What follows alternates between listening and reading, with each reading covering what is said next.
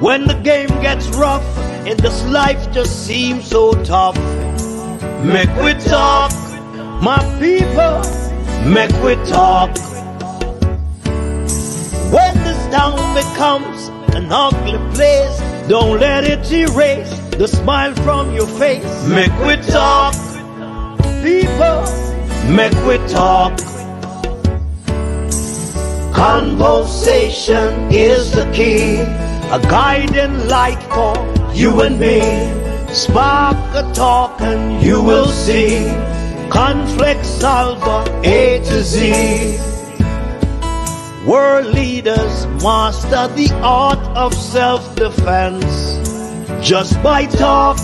So people, make we talk.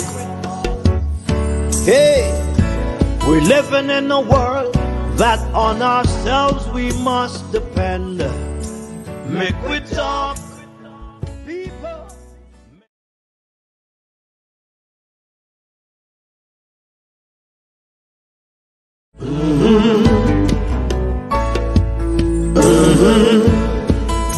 When the game gets rough and this life just seems so tough, make we talk, my people, make we talk. When this town becomes an ugly place, don't let it erase the smile from your face. Make we talk, people, make we talk. Conversation is the key, a guiding light for you and me. Spark a talk and you will see. Conflict solver A to Z. World leaders master the art of self-defense just by talk. So people, make we talk. Hey, we're living in a world that on ourselves we must depend.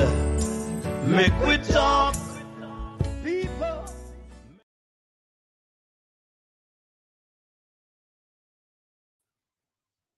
Good morning, everyone. Good morning. It is now 2 minutes after 11 o'clock. Let me know if you all hearing me loudly. Are you hearing me loud and clear? Good morning, Yo-Yo. How are you doing? Morning, Yo-Yo. Morning, morning, morning. Are you all hearing me loud and clear? Good morning, everyone.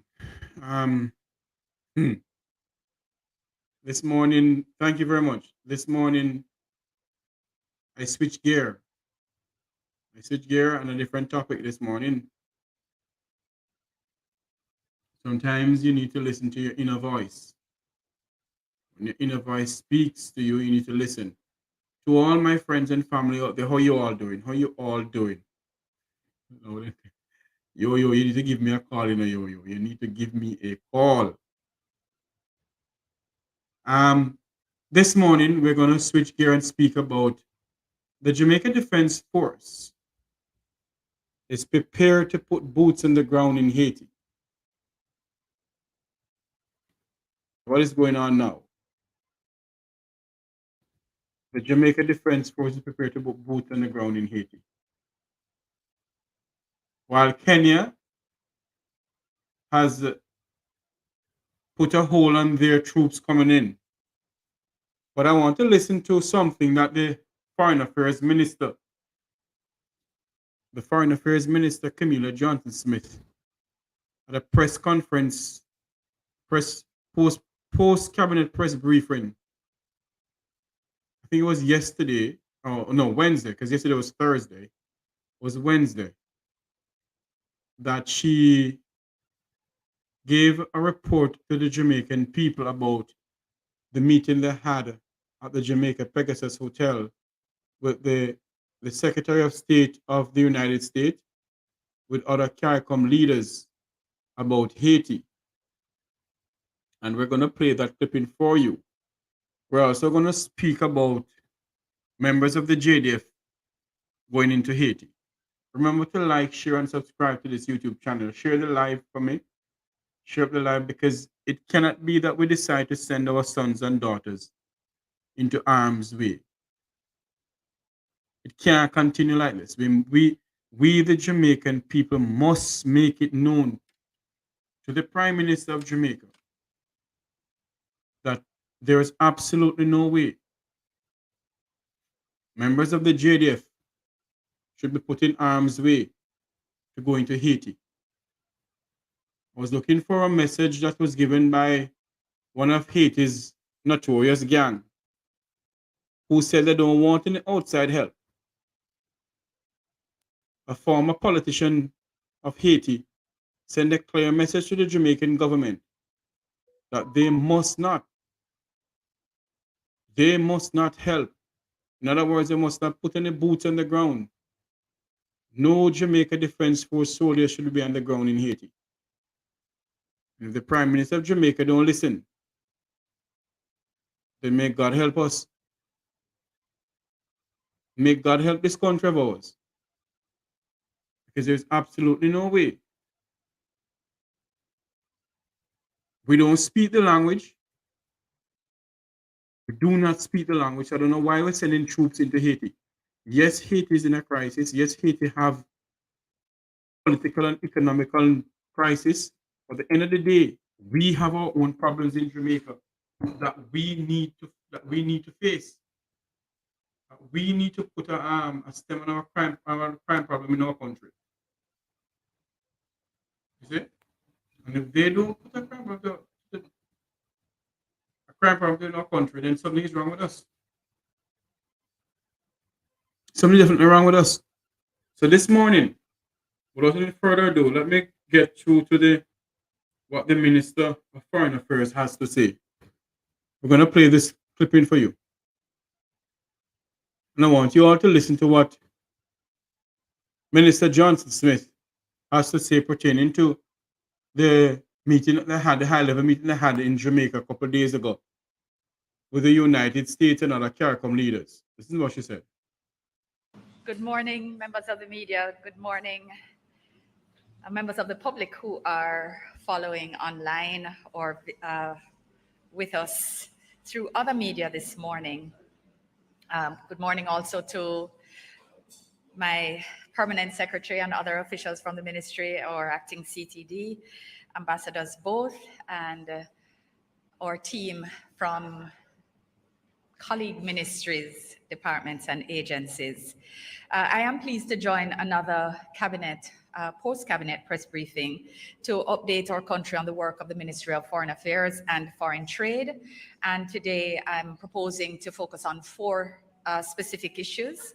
And they are our hosting of the special meeting of Caricom heads of government and international partners and Haitian stakeholders on Haiti, convened on Monday, the 11th of March. Jamaica's participation in MC13 with a special reference to the issue of fisheries and the efforts to protect our fisher folk, and the Foreign Ministry's current hosting of the Diplomatic Days Platform 2024, as well as preparations for the 10th Biennial Jamaica Diaspora Conference. So on the first issue, you're all aware, some of you were with us until 11 o'clock at night to report on the hosting of the most recent international talks on Haiti. Jamaica was honored to host this high-level meeting, and it is in fact the second occasion in recent times that we have hosted critical discussions towards the region's engagement on Haiti, the first being in June of last year. Monday's meeting, just by way of reminder, was chaired by President of Guyana and current chair of the Conference of Caricom Heads, His Excellency Dr. Mohamed Irfan Ali, and other Caricom member states who participated at the heads level were, of course, Jamaica as host, Bahamas, Barbados, Guyana, and St. Vincent and the Grenadines. Suriname was present at the level of foreign minister, and Trinidad and Tobago at the level of their High Commissioner, who is resident in Jamaica. The meeting received guidance from the Caricom Eminent Persons Group, who were also present, and welcomed the participation of several international partners, including the United Nations, all of those partners having been integrally involved in supporting the people of Haiti and seeking solutions for the developmental issues as well as the current crises. Importantly, and I want to place some emphasis on this, the discussions involved the virtual participation of 66 Haitian stakeholders.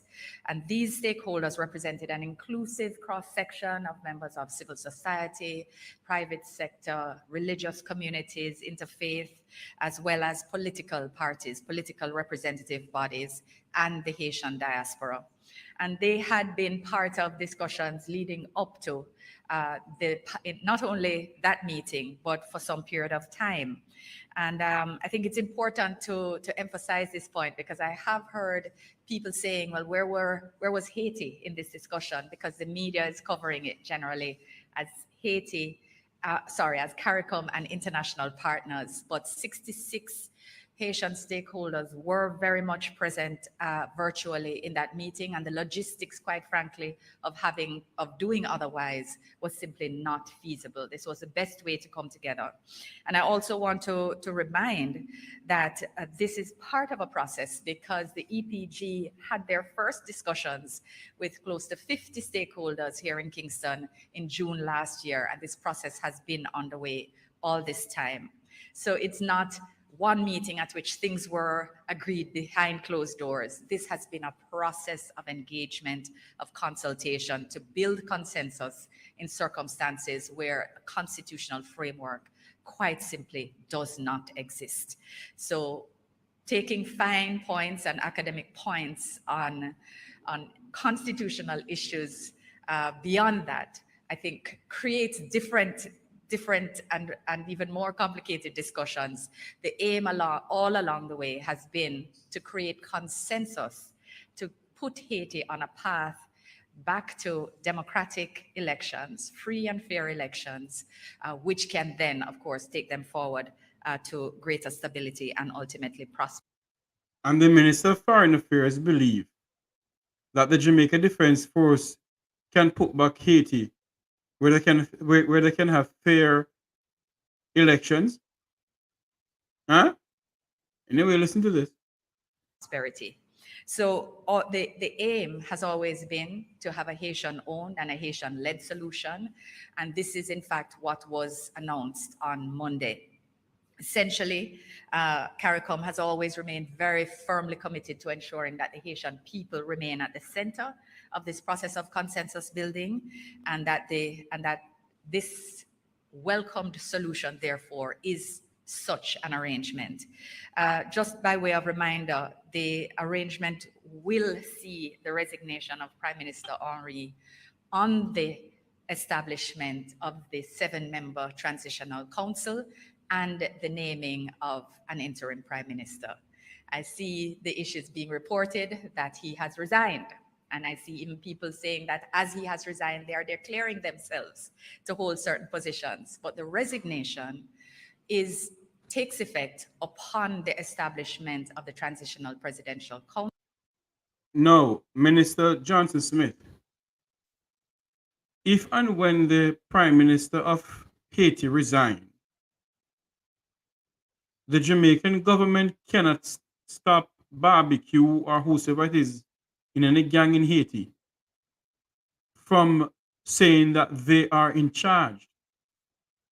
The Jamaican government is not a part of the government of Haiti, nor the Ministry of Foreign Affairs and Foreign Trade.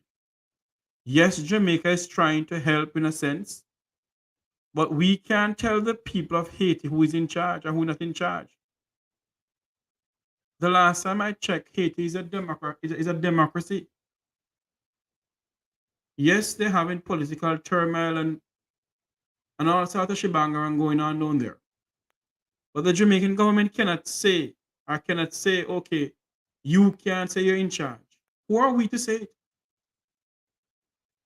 Who are we to say to the people of Haiti that they can't put whosoever they want to put in charge? If an election is called tomorrow morning and the people of Haiti decide to put in the notorious gang leader Barbecue or the other one, former senator, in there, who are we to tell them not to do it? The question that we must ask ourselves, why are we sending members of the Jamaica Defense Force down there? Anyway, we soon get to that part. Listen to what the Camilla Johnson Smith is saying at the post-cabinet press briefing that they had on Wednesday. Council and the naming of a new interim prime minister. The intention has always been to not create a power vacuum or to create new problems. The aim has been to try to facilitate a path back to elections. So the council will hold and exercise the powers of the Haitian presidency during this transition period until an elected government is established. And this council is not a Caricom design. It was a part of a proposal made by the EPG, but also formed part of proposals from different stakeholders and stakeholder groups that have been made and submitted to the EPG and to Caricom across this whole period of engagement and consultation. So it is a Haitian-owned, Haitian-led solution, which is consistent with the norms and conventions of their constitution, because we have to get into the land of norms and conventions once it is that the actual letter is not in place. So the representative bodies agreed at the end of that meeting are now in the process of naming the members of the council. So agreeing among themselves the persons who will now serve as this presidential council, which will then, of course, allow the naming of a new prime minister, and from there on, the other processes will unfold.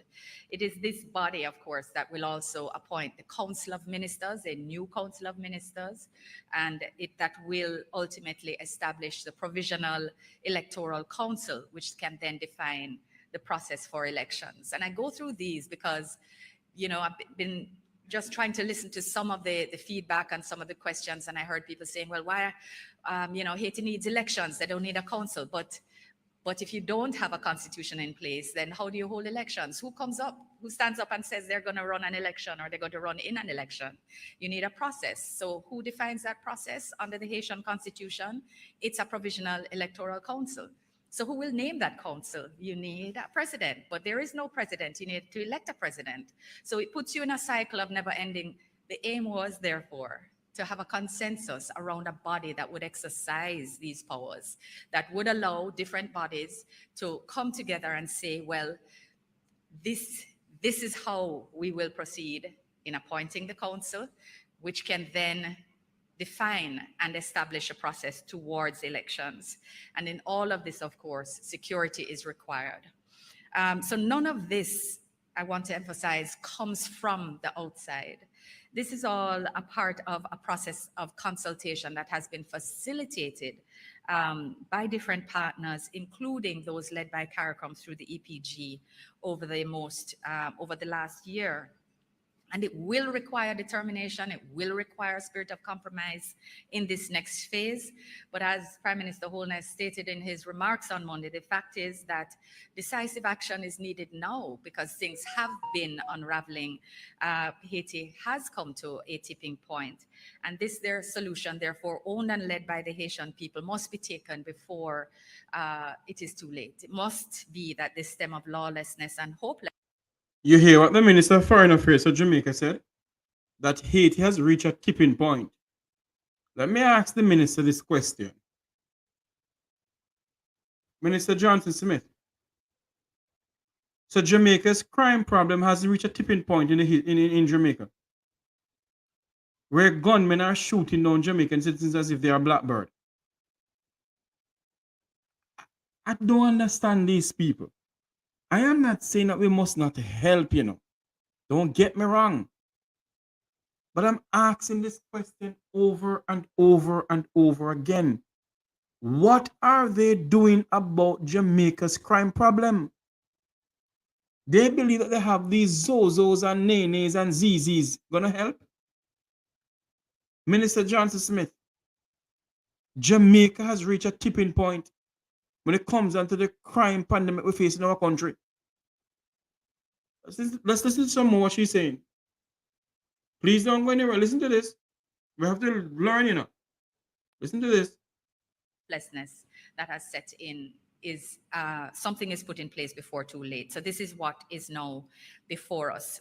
And Jamaica remains steadfast in our commitment to partnering with Haiti and Haitians and Caricom and the international community to achieve these ultimate goals of safety and security. Just on the other point on other related points linked to Haiti, but not to this specific discussion. I just want to touch on the discussions that are being led by the Deputy Prime Minister in respect of the movement of Haitians to Jamaica, the illegal movement of Haitians to Jamaica, and arrangements for legal receipt of certain identified Haitians. And in particular, I want to touch on the reference that was made to receiving a group of Haitian orphans. Again, I saw a report that seemed to be of the impression that Jamaica was opening our borders to all Haitian orphans or all persons claiming to be Haitian orphans or accompanying them, and that is not at all the case. There is an orphanage that is run by a private charity in Haiti that cares for just under 50 of the most disabled children that have been abandoned by their families, the most severely disabled children. And a local charity, the Mustard Seed Community, has been working with them for the past, I would say, year. We have tried to facilitate engagements as much as we have been able to, but it's private charity to private charity that is seeking to take responsibility for the care for these most vulnerable children, given that the orphanage has been under attack from gangs. Gangs have come in and stolen all their food and their medicine. They have had children die on their way to try to get care, medical care. It is really one of the most horrific circumstances in which the most vulnerable children have been at greater risk in the circumstances. And therefore, we're trying to work on the way to legally receive for care by Mustard Seed Community here in Jamaica, this defined grouping of orphans. Okay.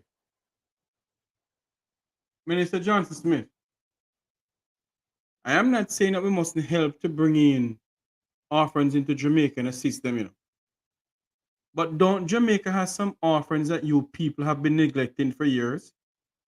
That you people make no provisions for them? Huh? That you politicians make no provisions for these orphans? Don't get me wrong. We need to help the orphans that is coming out of Haiti. And I said before, I work with the Mustard Seed community in Jamaica because Roots FM is a part of the Mustard Seed community. But I'm asking the question of the minister and the government of Jamaica. Are there some orphans around Jamaica that need the assistance of the Jamaican government? Have you all put anything in place to assist the orphans that are in Jamaica?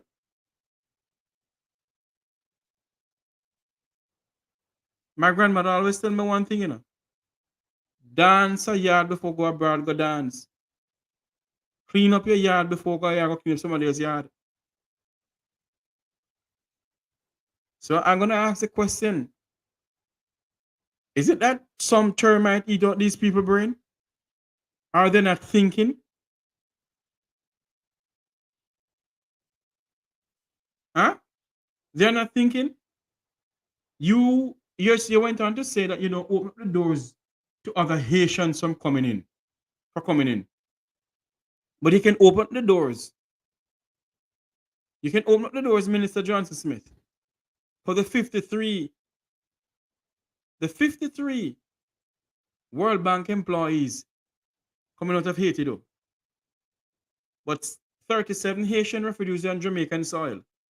They're having problem getting refugee status because your government that you're a part of refused to help.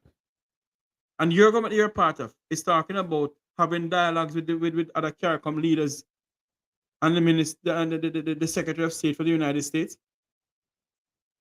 You people don't have any shame. You all are being hypocritical, you know. You all are being hypocritical, minister.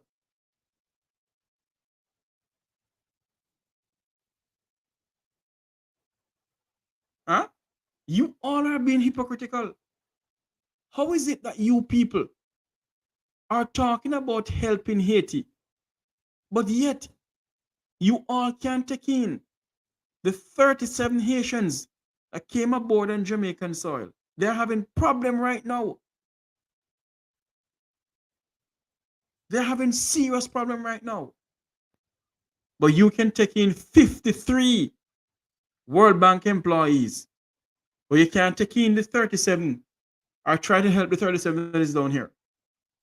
There's a bunch of set of hypocrites now that apologize about it. Let's listen to some more. And we are hopeful that there will be some progress in that way. Dr. Chang, of course, whose remit includes immigration and the immigration rules and the immigration authority, is leading that process and will advise us further in due course. I just really wanted to clarify that, because it starts another set of narratives of concerns about movement of people. And Dr. Chang will also in due course also update on discussions in which the Ministry of Foreign Affairs and Foreign Trade is participating about how persons moving illegally are also to be treated. Again, that's an immigration matter, but we are part of those discussions. He will advise an update in due course. I wanted to also speak on the matter of our negotiations at MC13. This is the WTO. Okay. Johnson Smith finished speaking. What we're going to do, you see, we're going to have a press conference that was given also by the Minister of National Security, read the Haitian refugees too, and also the naming of a new commissioner of police. Now, let us show you something that I have here. Let me stop this. Let's show you something else that we come here to really speak about. Come here to speak about this. Let me show you something here. I don't know what this is up here.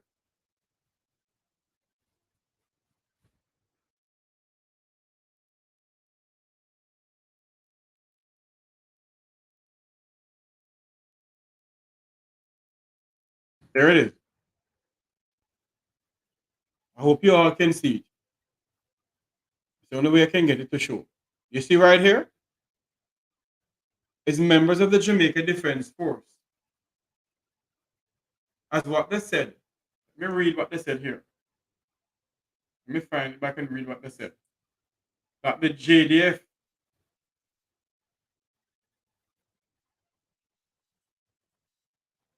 Kenya has committed to head a security mission to deploy troops into Haiti. In January of 2022, the Prime Minister of Jamaica, no, lying, I'm lying, sorry, not January, some time ago, because I don't see the date here, the Jamaican Prime Minister has committed to send troops into Haiti. Now, the Observer of March 14, that was yesterday, said that JDF is ready. It also said that the Jamaica Defense Force, Jamaica is still prepared to put boots on the ground in Haiti as Kenya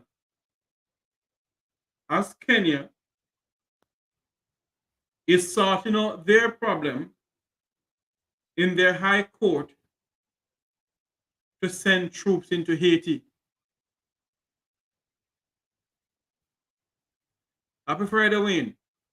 Yo, giving problem on the chat again. Yo, how you doing? Now tell me something now. I want to know what the Jamaican government, what the Jamaican Minister of Defense, who is the Prime Minister of Jamaica, and the deputy prime minister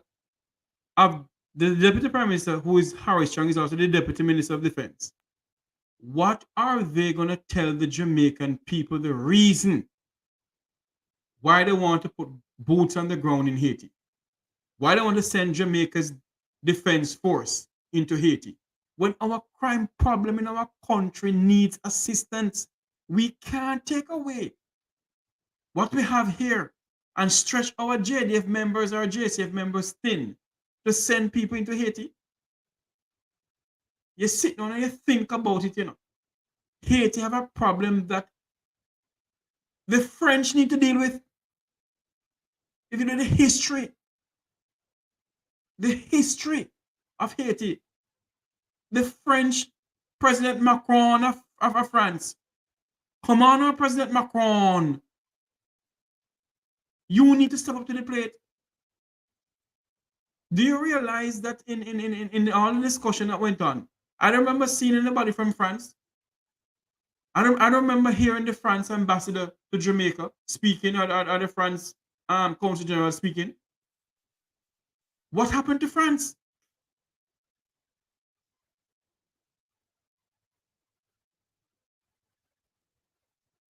You're so correct, John. At least Haiti, at least Kenya has a vote in their parliament before they send people to Haiti. Have we have a vote in this country? Thank you. Yes, I'm being told now that France was at the meeting. But how much money has France prepared to send? Or how much money, how much troops has France prepared to send into Haiti? Not one single. Nobody. Nobody. Why are we sending our JDF members into Haiti? When our problem, look at what is going on in Granger and Westmoreland. Huh? It's under curfew because the rampant gun violence in our country is getting very serious. But yet we decide to send members of the JDF into arm's way into Haiti. I want to listen to what the Minister of National Security said at the post-cabinet press briefing held at Jamaica House on Wednesday. I want to listen to what he said. Listen to this.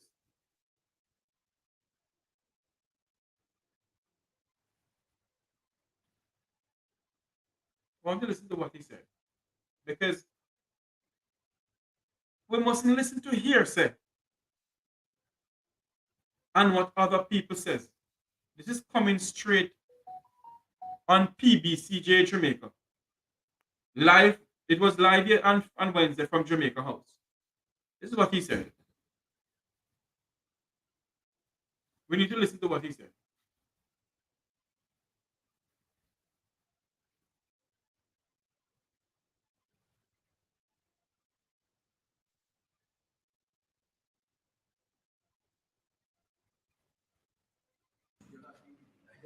No. So Dr. Clark still has some more questions to answer from members of the media, but Dr. Chan, if you will. No. Dr. Clark is a very important member of the National Security Council. Yes. So, I think you're holding both of us. No, good morning. I understand there's some. Well, this morning I received a copy of a letter appointing Dr. Kevin Blake as the new police commissioner, effective March 19, 2024. Means the current commissioner terms of. Hold on. He's speaking about the appointment of the new police commissioner.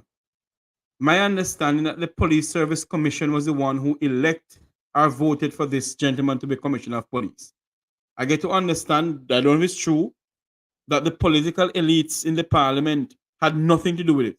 It's the Police Service Commission who voted for Dr. Blake to become Jamaica's 17th commissioner of police. Let's listen to what the Minister of National Security had to say about this, because although we're speaking about Haiti, it's still a security crisis that may spill over into Jamaica.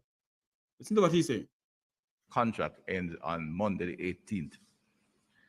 The issue has attracted some speculation and interest. Suspect we have raised the bar, so to speak, on the police force. The interest in the police was grown over the last few years that we have had been administering the force.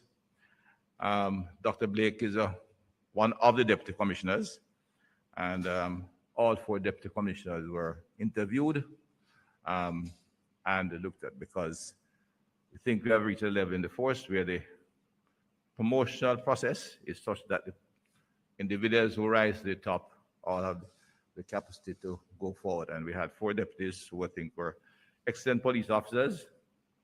They were interviewed and service commission. You hear what he said? He said he think that the Police Service Commission, where Deputy Commissioner of Police are there, have rose to the rank where the Police Service Commission must look within themselves and select a member to become Commissioner of Police. We have been saying this on many programs and even on this platform, Minister. We've been saying it for years. So obviously you all are listening to us. That a member of the JCF should become Commissioner of Police. Now, nobody from the Army, rank and file members within the JCF are qualified enough to become Commissioner of Police. And by the way, we all must pray for Corporal Rowan James, the chairman of the Police Federation, who is going through the pans of hell from this administration. We must pray for him. Let's listen to what this man is saying. Commission identified Dr. Kevin Blake, who is among the younger deputy commissioners, as the best prospect to lead the force at this point in time. I said all 4 men that we have confidence in, but we gave the Service Commission the opportunity to interview, examine their CVs, their background, the required due diligence and intelligence reports to see who it was there. The government, the minister, government operates on a strict no objection basis. Yes, to agree, you would not want to appoint a commissioner who the government had no confidence in. We had no problem with the 4 deputies, and therefore it was up to the Services Commission to review. You don't hear this hypocrite? You don't hear what this man is saying? That they have to have a police commissioner who they have confidence in. Well, let me make something clear to the new commissioner of police. And I think a lot of Jamaicans have been saying it. The new commissioner of police must be independent from the 2 political parties in this country.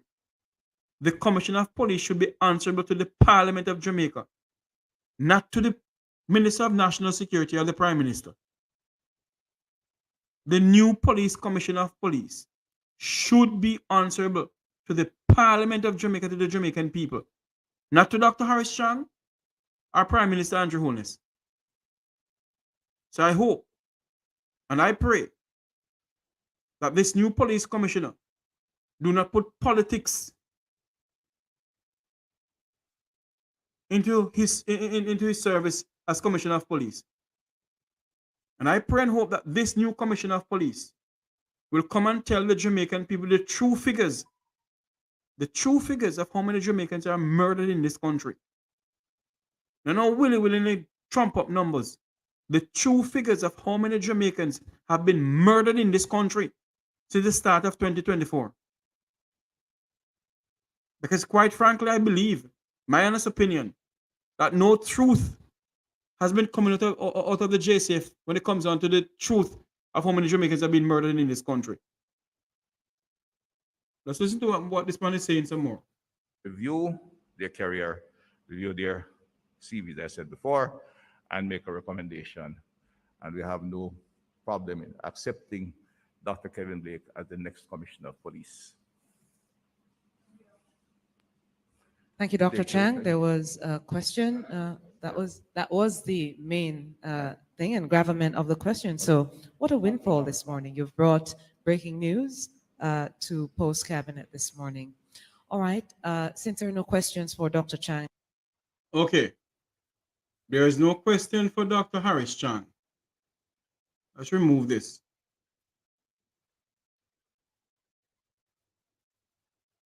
I get to understand that Mr. Blake is a family member of the former Commissioner of Police, Owen Ellington. Mr. Ellington is now the head of the Transport Authority or some chairman of the board of the Transport Authority. Mr. Blake, I hope if, God forbid, anything should happen that Mr. Ellington is involved in any hanky-panky. God forbid. I'm not saying the man is involved in anything. That you, Mr. Blake, can say to your family member, if there's any arrest to be made, that you can arrest him, sir. Mr. Blake, I hope if there is any hanky-panky going on and any member of the political elite or any member of the Vumvavon, the Vumvaveen should be locked up, that you can lock them up, sir. Because you promised to serve and protect the people of this country. You promised to uphold the Constitution of Jamaica, Mr. Blake. So I pray and hope, sir, that you will uphold the Constitution of Jamaica and you will serve and protect the people of this country. We're facing some really serious security crisis in this country. And we have a new commissioner of police. Let us wish him well and hope that he does the work that he's supposed to do. The Minister of National Security didn't speak anything about the crisis that is going on in Haiti and what plans Jamaica have in place to put around our borders rather, to assist the influx of Haitians that's coming into Jamaica. My take on all of this, that whatever role the Jamaican government play into this, if they take on the Haitians and bring them into Jamaica and give them political asylum, so be it. If they do not, whatever decision the government of Jamaica play will affect the people of this country in the longer run. Whatever decision that is made by the government of Jamaica will affect the Jamaican people in the longer run. And whether we like it, yes or no, the truth is the truth. It will affect the Jamaican people in the longer run. And I say to my fellow Jamaicans, do not, because history have a way of repeating itself, you know. History have a way of repeating itself. The time that we take to be solving our sister country problem, I'm not saying that we mustn't have any input in it. We must have any say in it. We must, because it's right next door to us. But what I'm saying is this: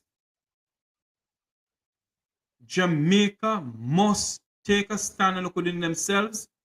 We must solve our crime pandemic in this country. We must not send our sons and daughters into harm's way. The Jamaican people must see to it and stand up and say to the Prime Minister of this country, let the French, the Kenyans, the Canadians, the British, and the Americans, let they lead the charge into Haiti. I personally do not believe that Jamaica should send any of our troops into Haiti. The crisis that we face in our country need our members of the JDF to stay home and solve Jamaica's crime problem.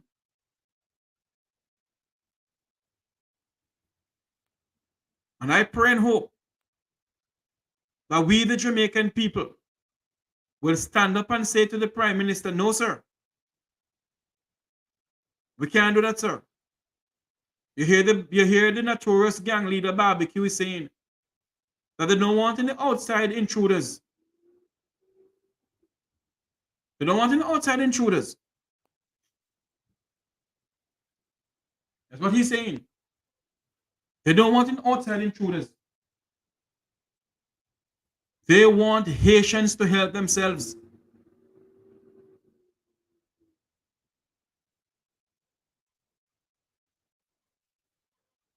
The Jamaica Observer yesterday is saying that the JDF is prepared to put boots on the ground in Haiti. We have had many security experts on this platform. And I've spoken to people off air who in high-level security organizations around the globe. I'm going to have one of these days former Interpol ambassador to South Africa, Andy Mashayla, to come on and speak to us about regional security in the Caribbean. And majority of the people that I have spoken to have said to me, Jeffrey, we do not believe that the members of the JDF should go into Haiti. The French, the Canadians, and the British and the Americans, they have the capability and the know-how. Members of the JDF may not, or maybe they do, but it's neither here nor there. Jamaica is faced with a problem that need to be taken care of, to be taken care of. And Mr. Prime Minister, I get to understand the other day that we always see a YouTube channel coming and he's the Prime Minister. I get to understand that I get to understand from reliable sources that yes, it is the Prime Minister's YouTube channel that come on the program here and talking at my fellow Jamaicans. That's what I get to understand. It is him or one of his people who does social media. But I get to understand it is his YouTube channel. Because I did some investigation and they say it is him. Now what I'm saying this morning here, it's minutes before 12 o'clock, minutes before 11 o'clock in Jamaica. What I'm saying this morning here, that we must not stand by. We must speak out. We must stand up and call a spade, whether we are PNP or JLP. The Jamaican government must not, and we must appeal to them, must not send our sons and daughters into harm's way. The Prime Minister of Jamaica must come out and ask the Jamaican people, who are we at war with Haiti? Is this country at war with Haiti?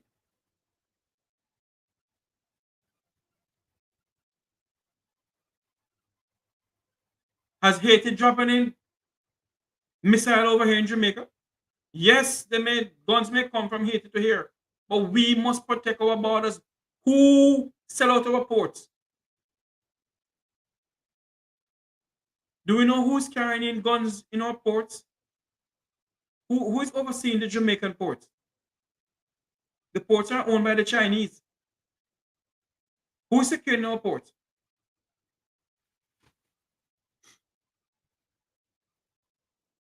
We're not having any problem with Haiti more than the Haitian people coming over here asking for help and gun coming from there to here.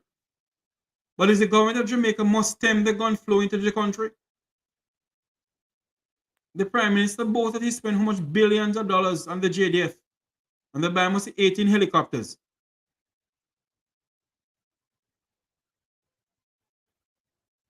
Must buy over 18 helicopters.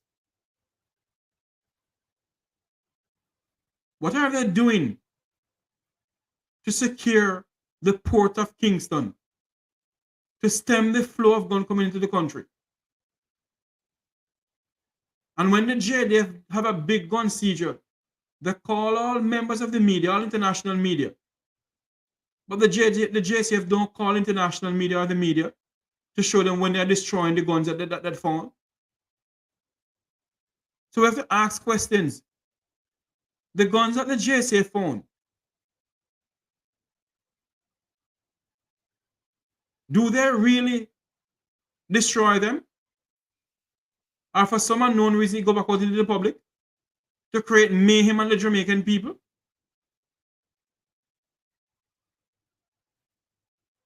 When the former commissioner of police was in charge, they show camera, they have the members of the media go up to the National Stadium and they dig up some ground out there with backhoe and how much gun they found. So I hope this present commissioner of police, this new one here, will invite members of the media when they're destroying the guns that they found. Huh? I hope that this new commissioner of police will do so.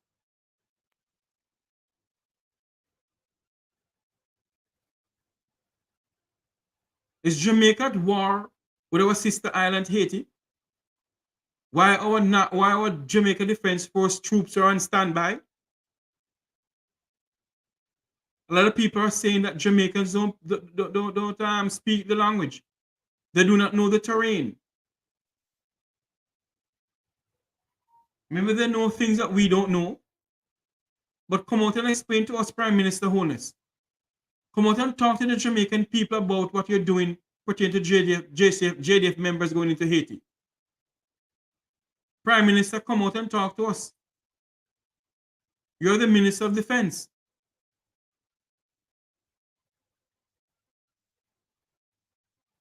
Or should we call on the Chief of Staff of the Jamaica Defense Force, that goodly lady there, to have a press conference and talk to us? No. The Minister of Defense is the one to tell the Jamaican people on what grounds are you sending Jamaican sons and men into harm's way, Jamaican sons and daughters into harm's way. And our constitution, the only way we must deploy our troops, public state of emergency. In other words, if there's a crisis going on in the country, if Jamaica is at war with another country, fine. You have all sorts of zozo going on, Prime Minister.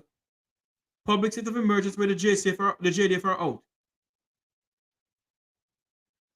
All sorts of rifle coming to the country. You have bullets coming to the country that can pierce armored vehicle. You haven't addressed that, Prime Minister. We didn't say it. It came on the news that how many pipe bombs was found. And until now, you don't hear the Minister of National Security says anything about it. How many cocaine was found at Ian Fleming's International Airport? And you hear nothing about it from the Minister of National Security, nor the Commissioner of Police.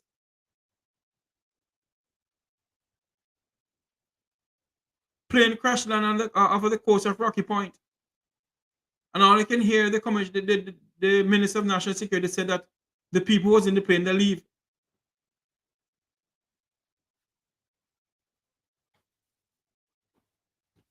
But what is going on?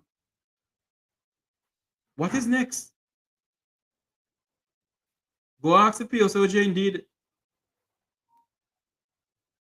Another plane crash land in St. Elizabeth. You don't hear about who is in the hospital. You don't hear about who came out of the plane. You don't hear nothing cannon upon.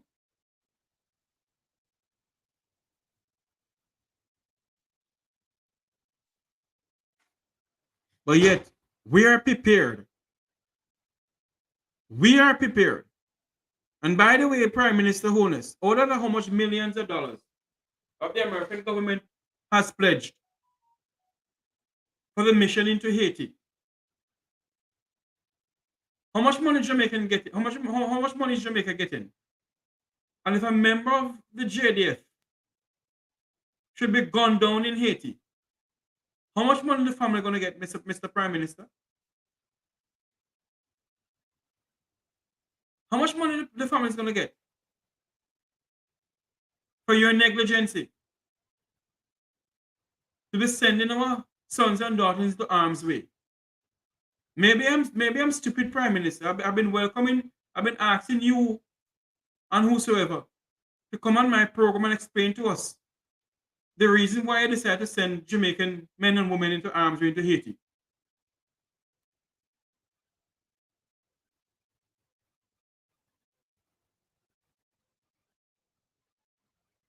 How much money have you received, Prime Minister Holness, as Minister of Defense for Jamaica?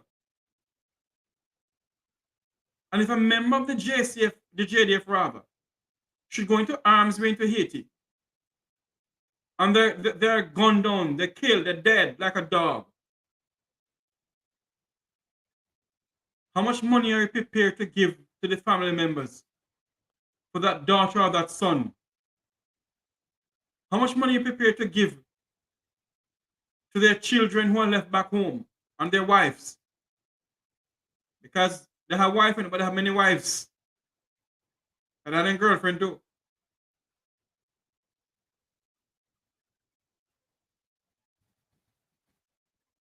How much money, Mr. Prime Minister, is set aside to assist the family members of the JDF if they don't come back home to Jamaica? They come into a body bag.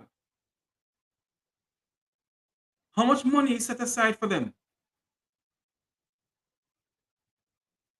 Money can't buy back life, you know. But they are the breadwinner for they are the breadwinner for the family. How much money, Mr. Prime Minister, is set aside to help members of the JDF families? If a member of the JDF are, so for example, saying, you send 1,000, God forbid,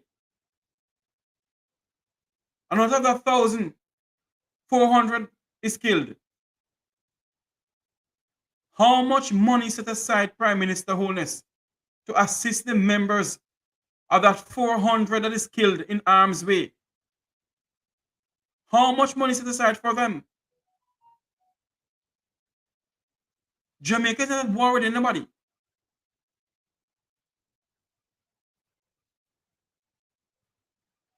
Jamaica is not at war with anyone. Why are we sending our sons and daughters into harm's way? The Jamaica Observer is reporting yesterday or on Wednesday that the Jamaican Defense Force is ready to put boots on the ground.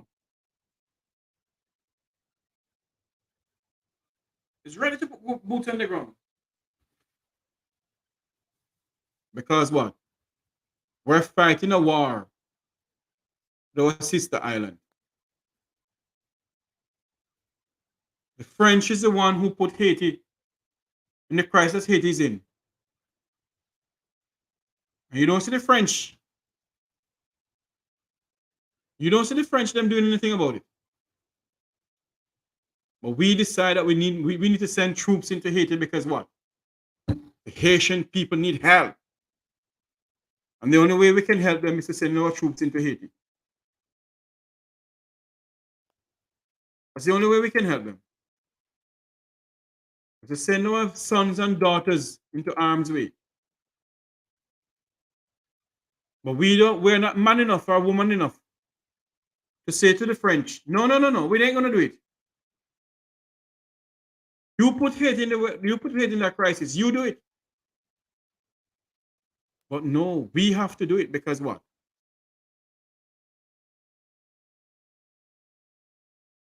We have to do it.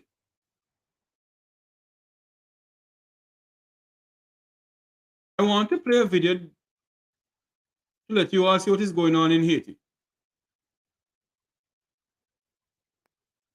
And I'm going to open the phone lines for you to call me and tell me your views on members of the JDF going into Haiti. So hold on a minute for me. Because we have to ask our people the question.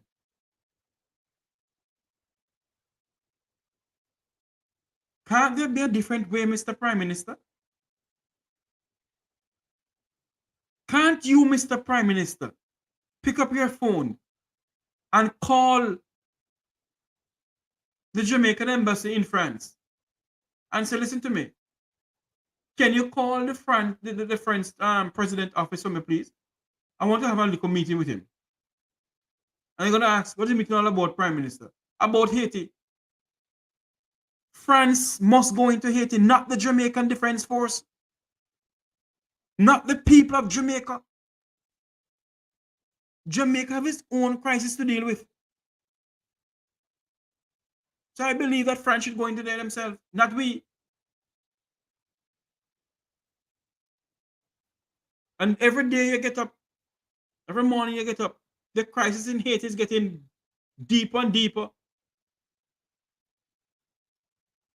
The crisis in Haiti is getting deeper and deeper. And France not doing anything about it. They believe that we're just talking and talking will assist Haiti, will stem Haiti's crime problem, will stem Haiti's economic and political crisis that they face. Prime ministers of a prime ministers and president of a president has raped the economy of Haiti. And we must take it up on our shoulders. And we're going to send members of the JDF into arms. Listen to this, people. Why don't you watch this video and listen to it? Because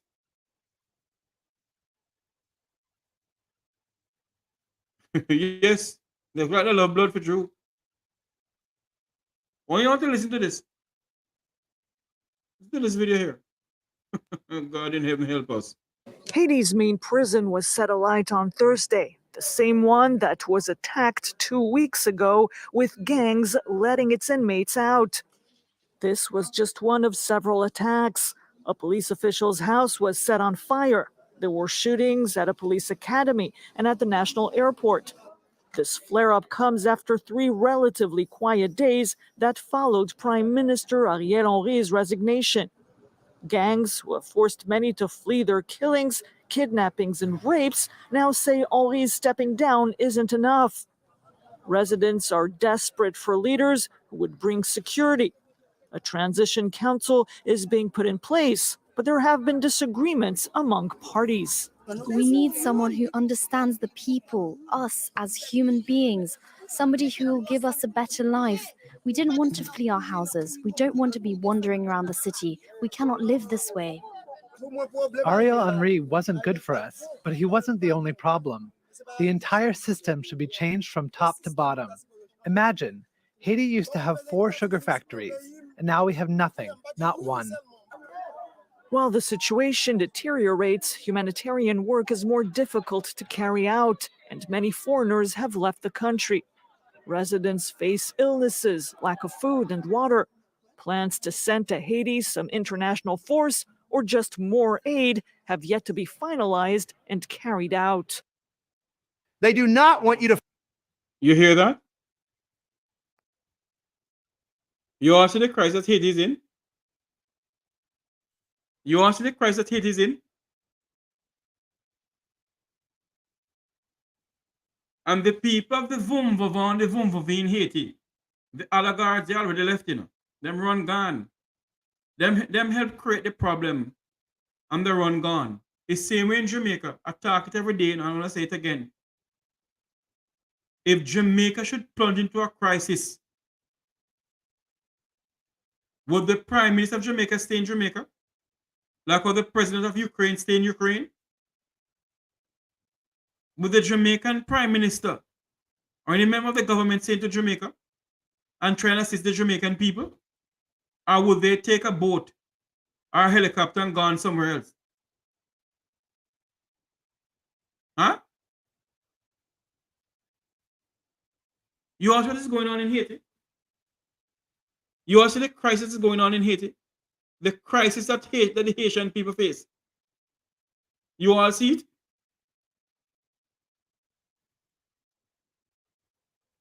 And yet we are prepared.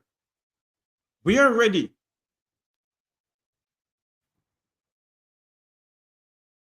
The people of Haiti is saying that Ariel Henry, the former prime minister, was a part of the problem, yes. But the bigger problem that they face is from the top to the bottom. And they need help. France is the one who put Haiti into this trouble. And France must be the one who help Haiti out of this trouble.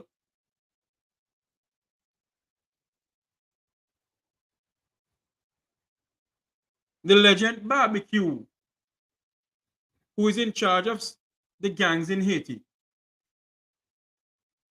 I want you to all to listen to this thing here. I want to watch this again. Hold on for me. Hold on. This may be in Creole. Maybe in Creole, but I want you to watch it. May not be in English, but in Creole, that's Haitian language. I want you to watch this. Watch this for me, please. C'est la seule chose que ce pays nous offre. La plupart des jeunes qui n'ont pas encore quitté Haïti, ils sont comme nous. Ils ont pris les armes.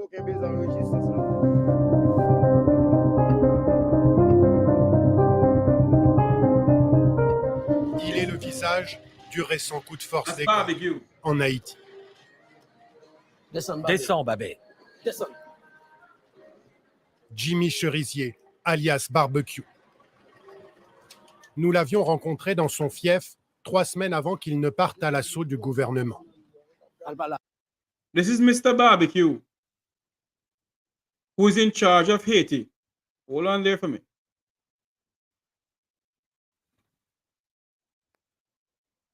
This is Mr. Barbecue, who is in charge of Haiti. And he is the one now who has sent a clear message to the international community, and especially to the Caricom.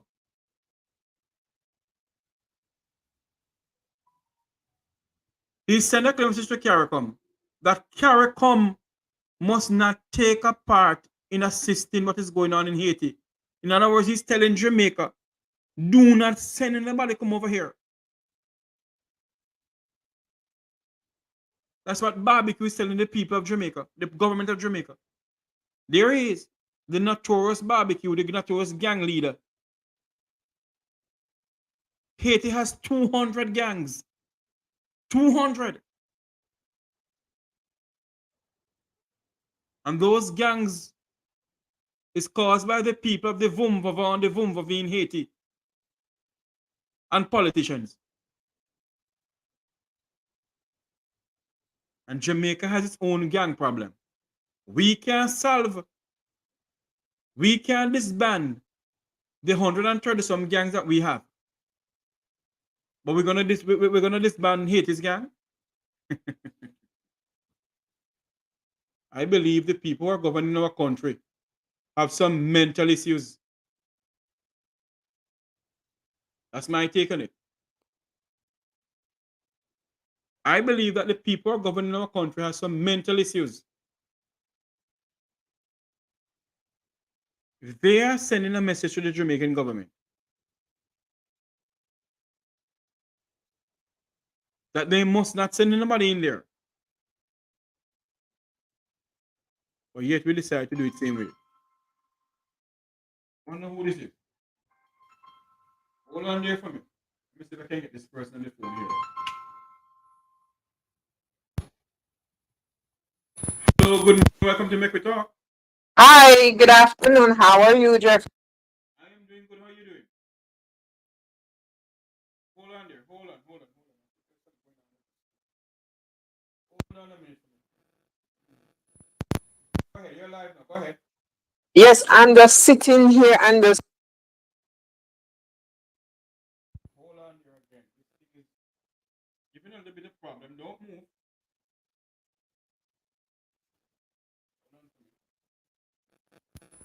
Yes, go ahead. Yes, just sitting here and wondering what the hell is. What is going on with this thing? I don't know why it's talking either. Try again.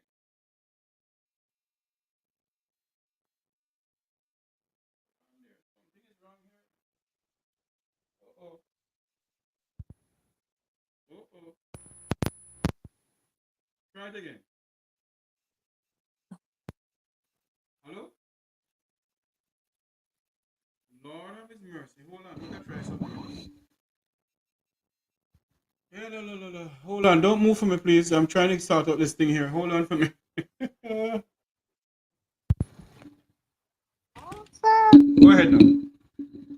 Okay, are you hearing me now? Yes, I'm hearing you. Okay, I am saying I'm just sitting here and just wondering and pondering what is going on. I'm doing the same thing to my dear. Mm-hmm. No, this sending our troop to Haiti. Let me tell you something. They have to send them, and the reason being, them don't take the people their money already. Me, you know that. So them don't take the people their money already. And the thing about this, they are taking the people their money, and you don't know what they do with the people their money. You don't see what they do with the people their money. School now no teacher, policeman now get no pay, soldier now get no pay, hospital now no bed, and the list goes on and on. Can you imagine? I'm telling you. It's coming. It turned into a burden now for us Jamaican. It's like a burden. We are carrying a burden, right? A very big one too. Yes, and don't care how you talk. Nobody is listening. Nobody is listening to us. Nobody is listening. Right? No, nobody is listening. They don't care. They don't care. They damn if you do, damn if you don't. Let me ask you a question, ma'am. Mm-hmm. I don't know how the army set up in Jamaica or in the United States, because I've never been a part of the army. Mm-hmm. But I have people who have been a part of the JDF. As I said, I don't know how it's set up, but I'm going to ask this question though. The Prime Minister of Jamaica decided to send, because he's also the Minister of Defense, decided to send Jamaican soldiers into arms way into Haiti. Don't you think that he should put a certain amount of money aside? God forbid that a member of the JDF don't come back home? That's not going to happen. That will never happen. They said it, but in reality, it will never happen. Right? They said it, but in reality, nope.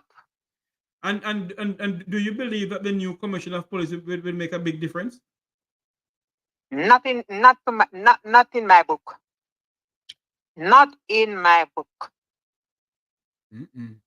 Because why I say it won't make any difference? When those positions are available, I think it should I think it should go out in the public and let the public vote. Let the public choose. In other words, what you're saying, because the Police Service Commission is the one who voted for this new commissioner of police.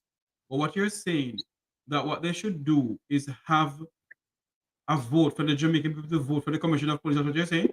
Yes, sir. Yes, sir. Okay. That's how it used to go back in the days. The public used to have a saying in things like those in Jamaica.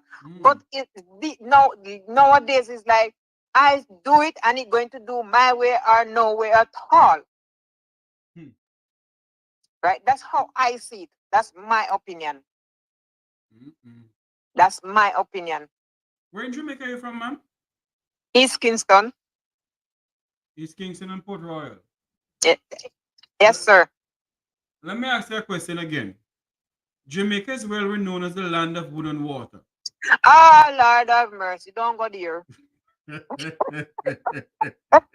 Please. No, the land of wood and water. We have wood, but we ain't got no water. When notice the Chinese, you notice what area they take over? Yes, all the watersheds. All the watersheds, and we having water problem before.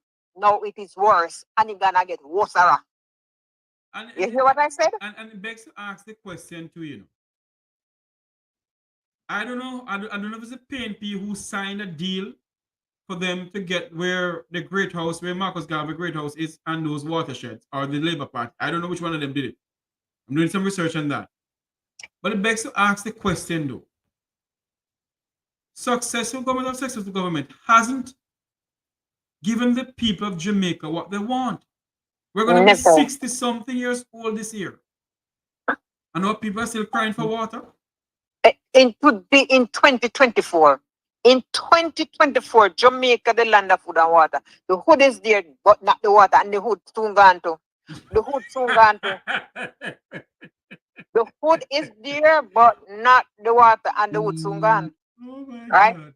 And I said to somebody recently, I said, one of these mornings, yes, we're all gonna wake up and you check out, and you say, "Awa," and you move up.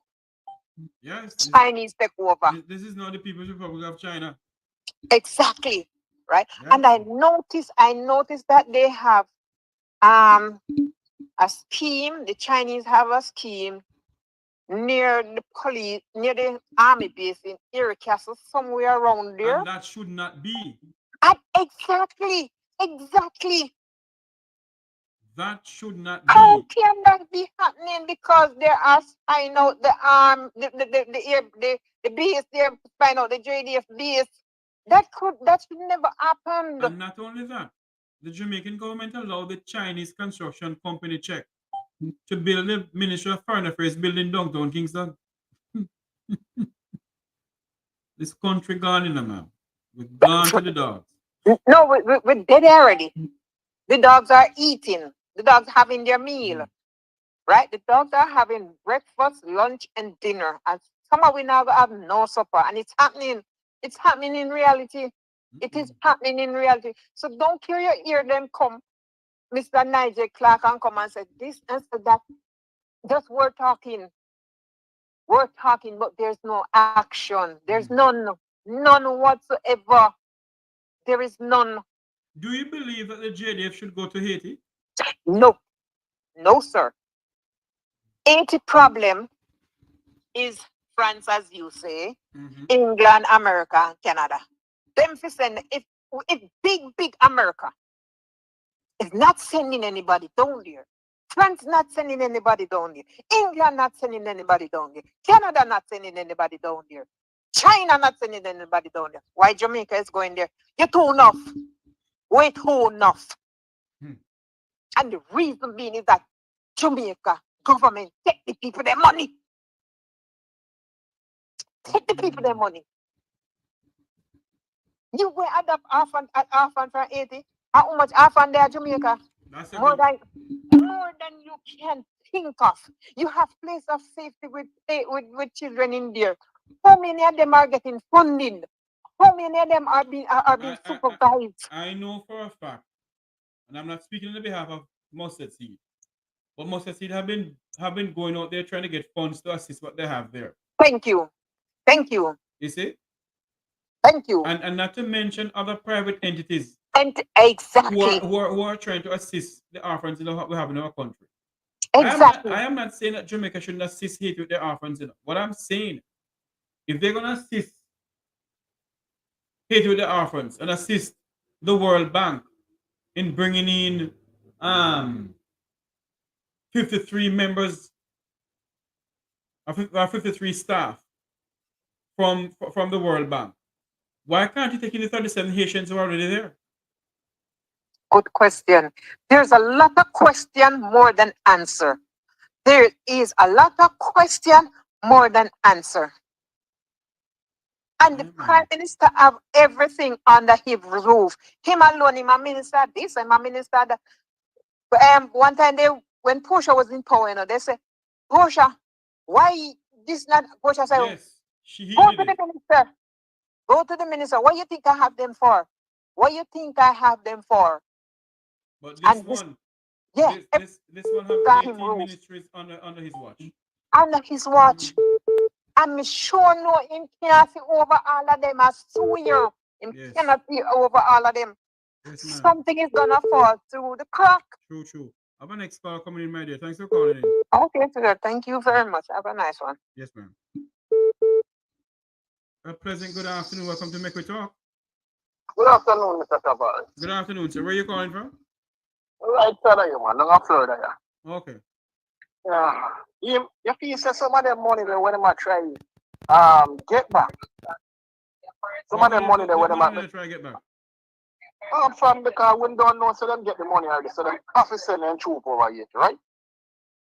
And all of them money they listen who's interest money. You feel say some of them money after the money with them do the use under their own business because to the king Rocky and Over coming in with it and the right name the man is yeah, you feel so them try get back the money that to try away them. What the damage do already? What do you think about it?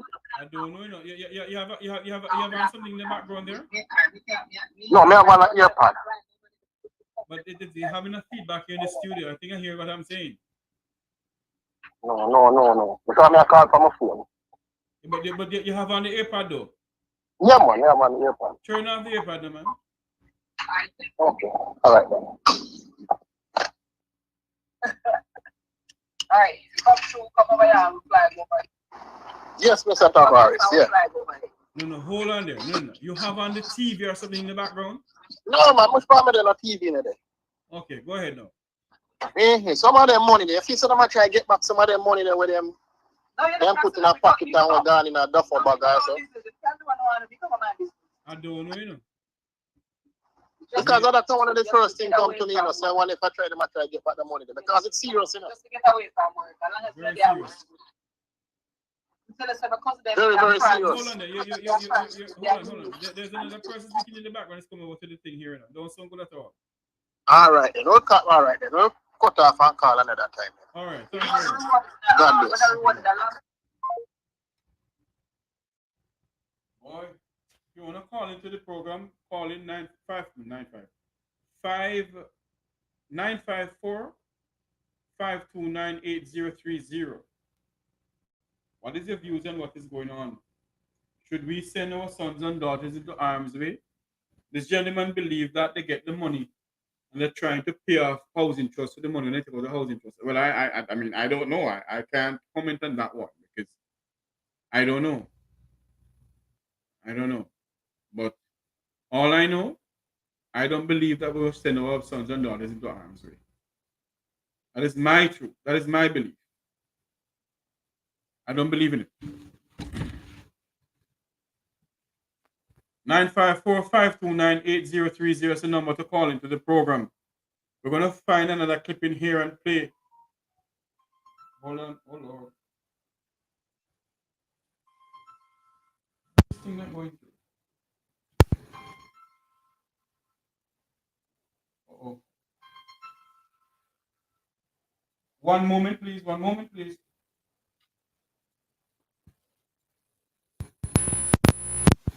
Hello, good morning. Good morning, sir. Oh, Lord. Go ahead. Yes, sir. You know why me think the government have to send the soldiers, because they have so much deals from the COVID with the international people. So I guess they have to do everything what they said. Their hands are tied. Yeah, man. I remember all of those grants and all of those stuff, so they have to give back now. I guess that's my opinion. You may have a point, you may not have a point, it all depends. Yeah, I remember all of those international countries that send out grants and stuff to Jamaica. We don't know where it's going, but at some point in time, you have to make back. You have to make up back. So I guess all of that can make the tie in it where they have to go. US will say, we will send the funds while Jamaica, your troops and the other people, them airport have to go. Like the smaller nations, you don't have much talk. Yeah, man, all right.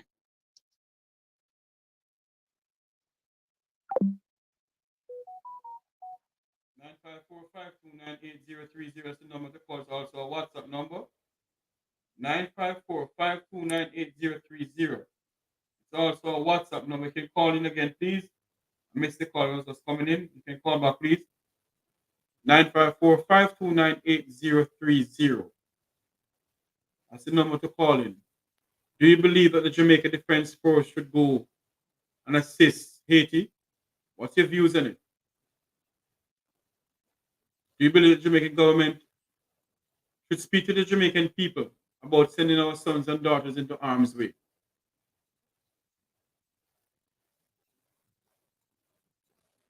Call us and let us know, please. Your views on it. 954-529-8030. That's the number to call into the program here. The Make We Talk show, right here. The Make We Talk Jeffrey Tavares YouTube channel. I think somebody was calling. Let's see if we can get them back.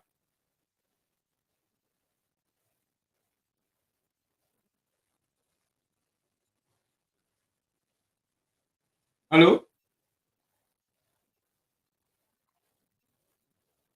Well, we haven't got the person, so we're going to continue with the program here.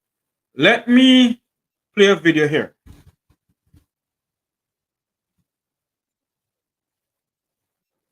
I'm going to go back to this video here that I'm going to play right here.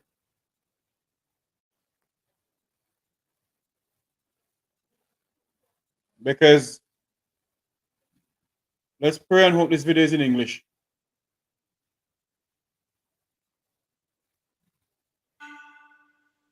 Bonjour et bienvenue dans Tête à Tête, l'émission d'inter... Oh, no. I can't bother play this. It's not in English.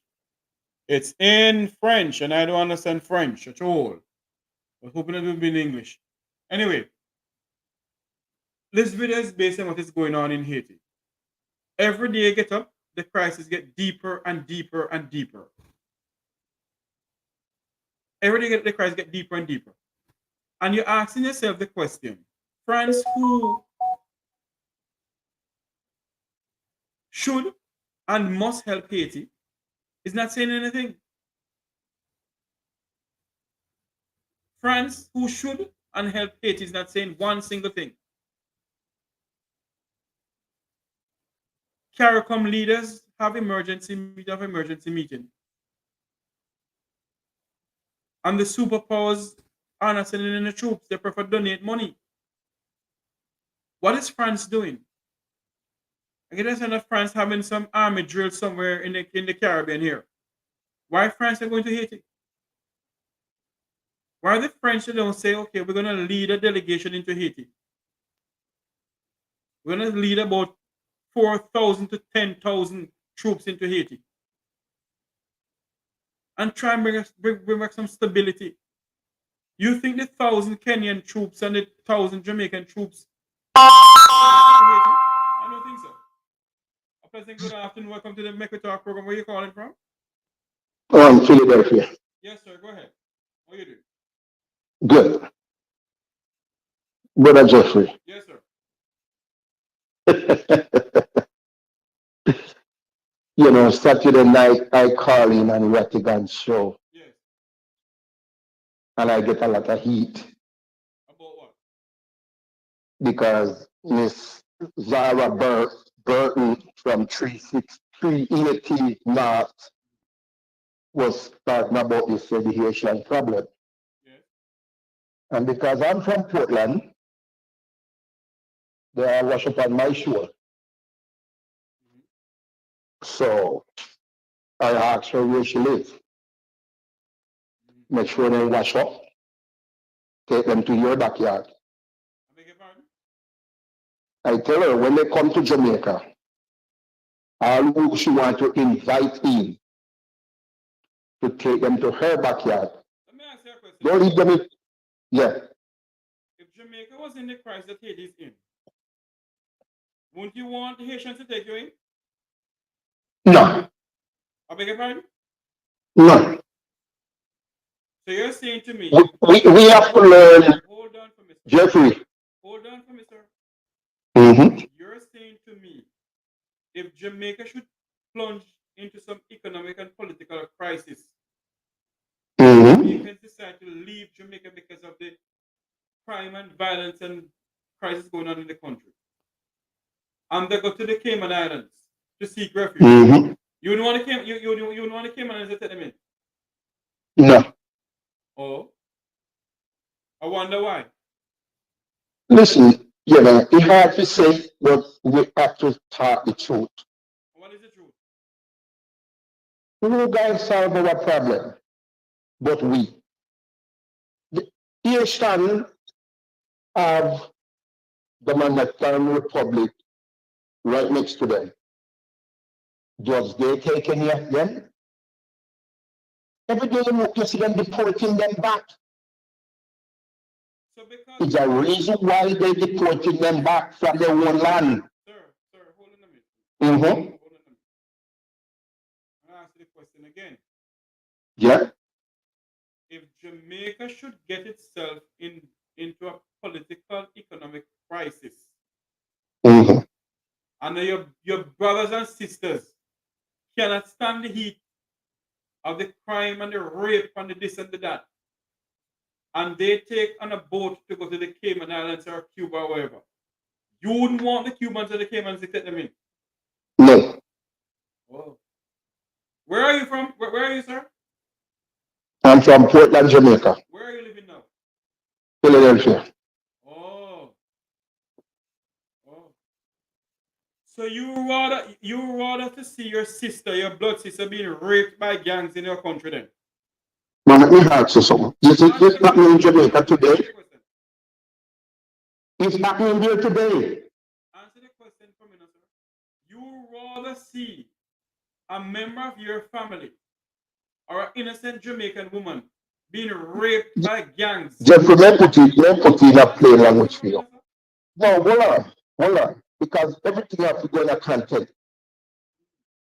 If Jamaica plunge in a civil war and I'm here, I will take arms and fight for my country. I'm not going to run away from my country if I'm there.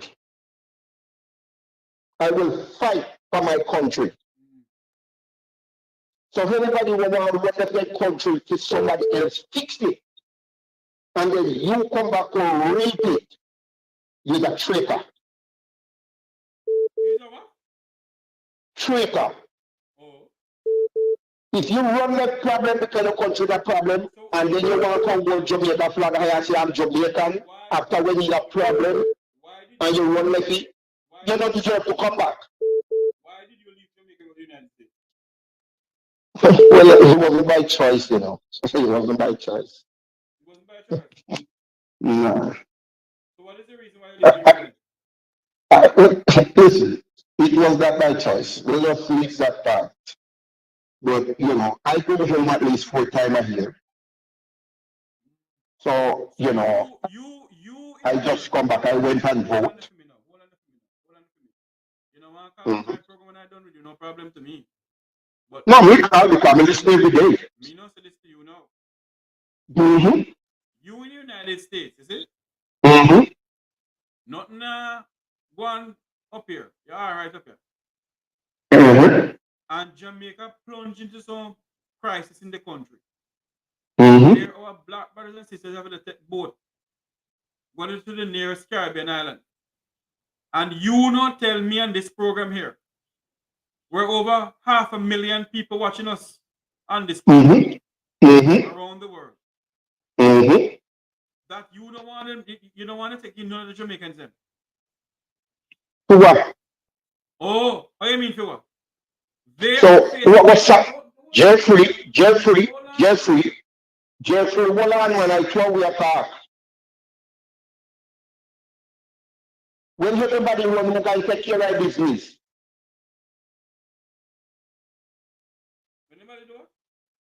If everybody leave, who's gonna take care of it?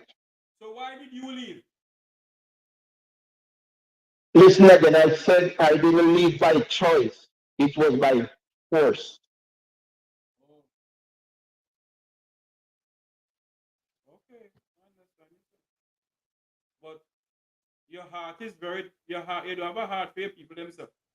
No, I have a heart, Jeffrey. I love my country. Then if you love your country, you must love your country. And that's why I don't want no more. Listen to me, Jeffrey. I don't want no more judge. I don't want no more police. I don't want no more soldier. I don't want no more thief. I don't want no more robbers. No. I don't want no more rapists. I don't want no more gunmen. Today, import them in my country. Sir. We have our problem and we cannot solve it. So how we want to solve another man's problem? Does you see America taking them in? America has been taking them in, sir. If yesterday Dave County put 500 and 200 boats around them in the sea water to turn them back. What I don't understand with you though, and I find it very, I don't know the word to say for it, but I don't understand. Pick the word. Hold on. You hold on a minute for me now. Let me talk something here now. I can't understand you at all. You look like you don't have no heart for nobody at all. To the people then.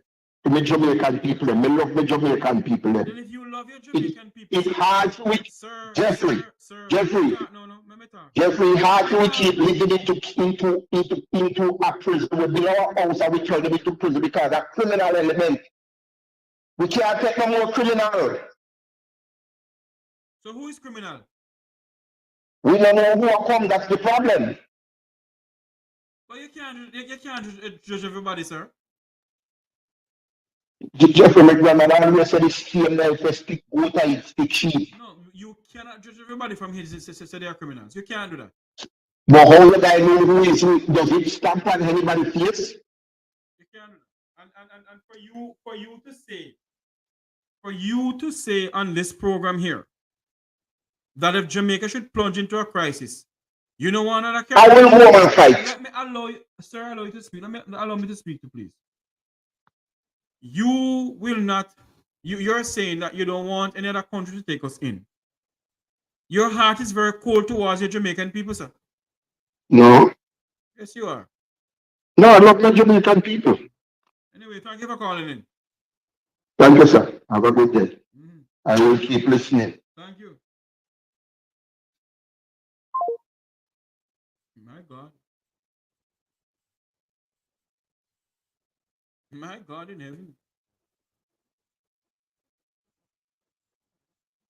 We don't have a heart anymore? Are we a heartless set of people? 954-529-8030. There was a call coming in a while ago. Call us back, please, caller.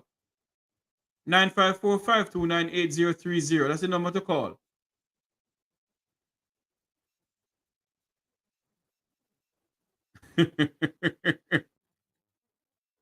Boy, I don't know. I grew up in an environment that I have to help people. And I can't see somebody going through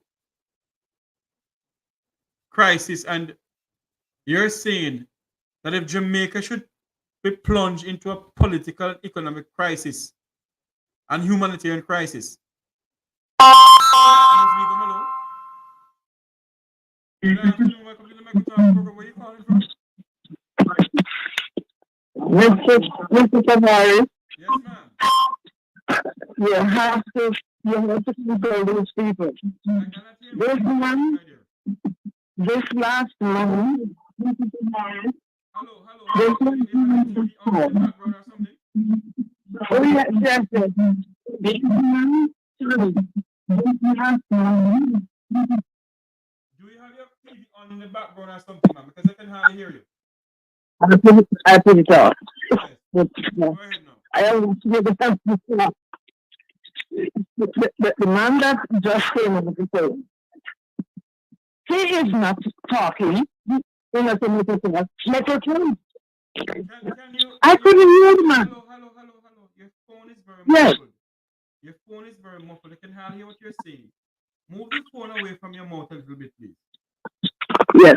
Go ahead now. I said, the man, he said, the stroke is like a fall, but his neck was right. Because he's just like he's pushing the roof off the phone. No, I don't think the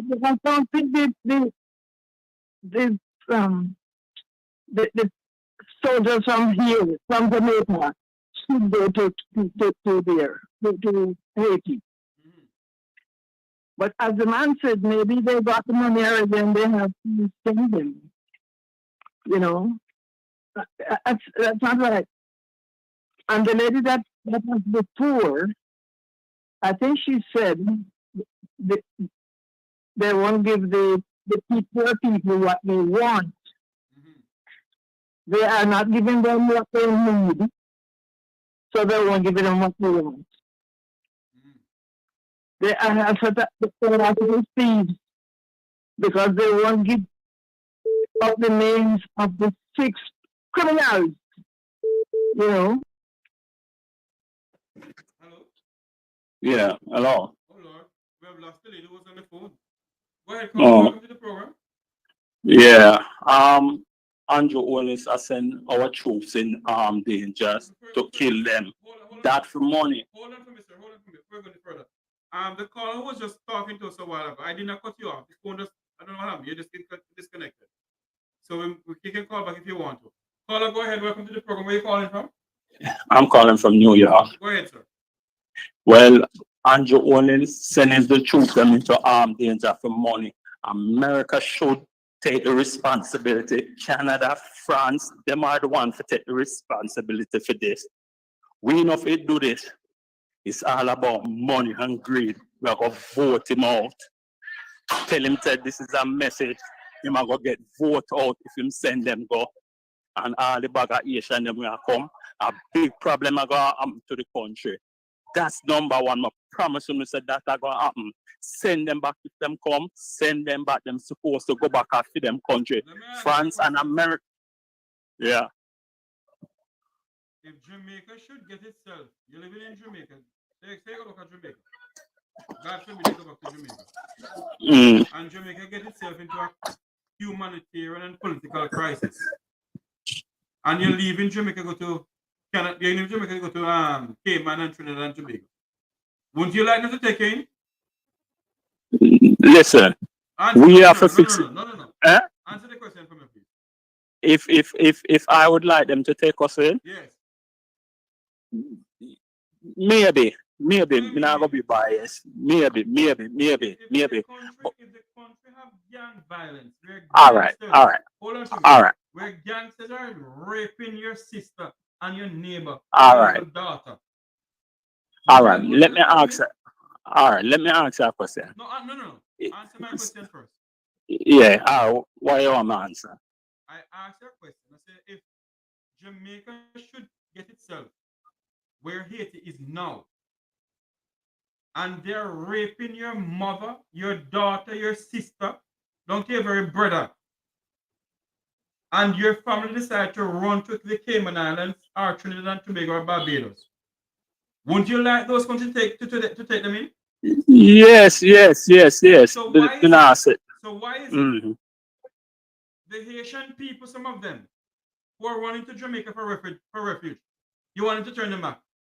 Listen, don't you hear say the prison them let them open the prison with how much of them? You think I just all yes, sir. let me no, listen. You think it's just all innocent is coming. Look on the violence and stuff in the country already. We can't even deal with that, much less we add more on top of it. Huh? We can deal with what we have now. So you think who else are come and be an angel is coming? So do you believe it's spirit angels in Jamaica right now who coming from China? No. That listen, them do Andrew do a wrong thing with all these Chinese them put in at the country. You understand? Soon we the black people were in a Jamaica, we are gonna come the minority. Me not live to see, but it's going to happen. Remember me tell you that.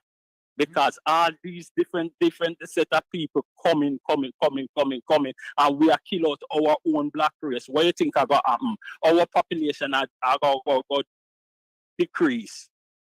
You not see that happen. So much we are killing for one another down there already. You understand? The Chinese them not dead off. No other nation not dead off all no we. So what do you think are going to happen?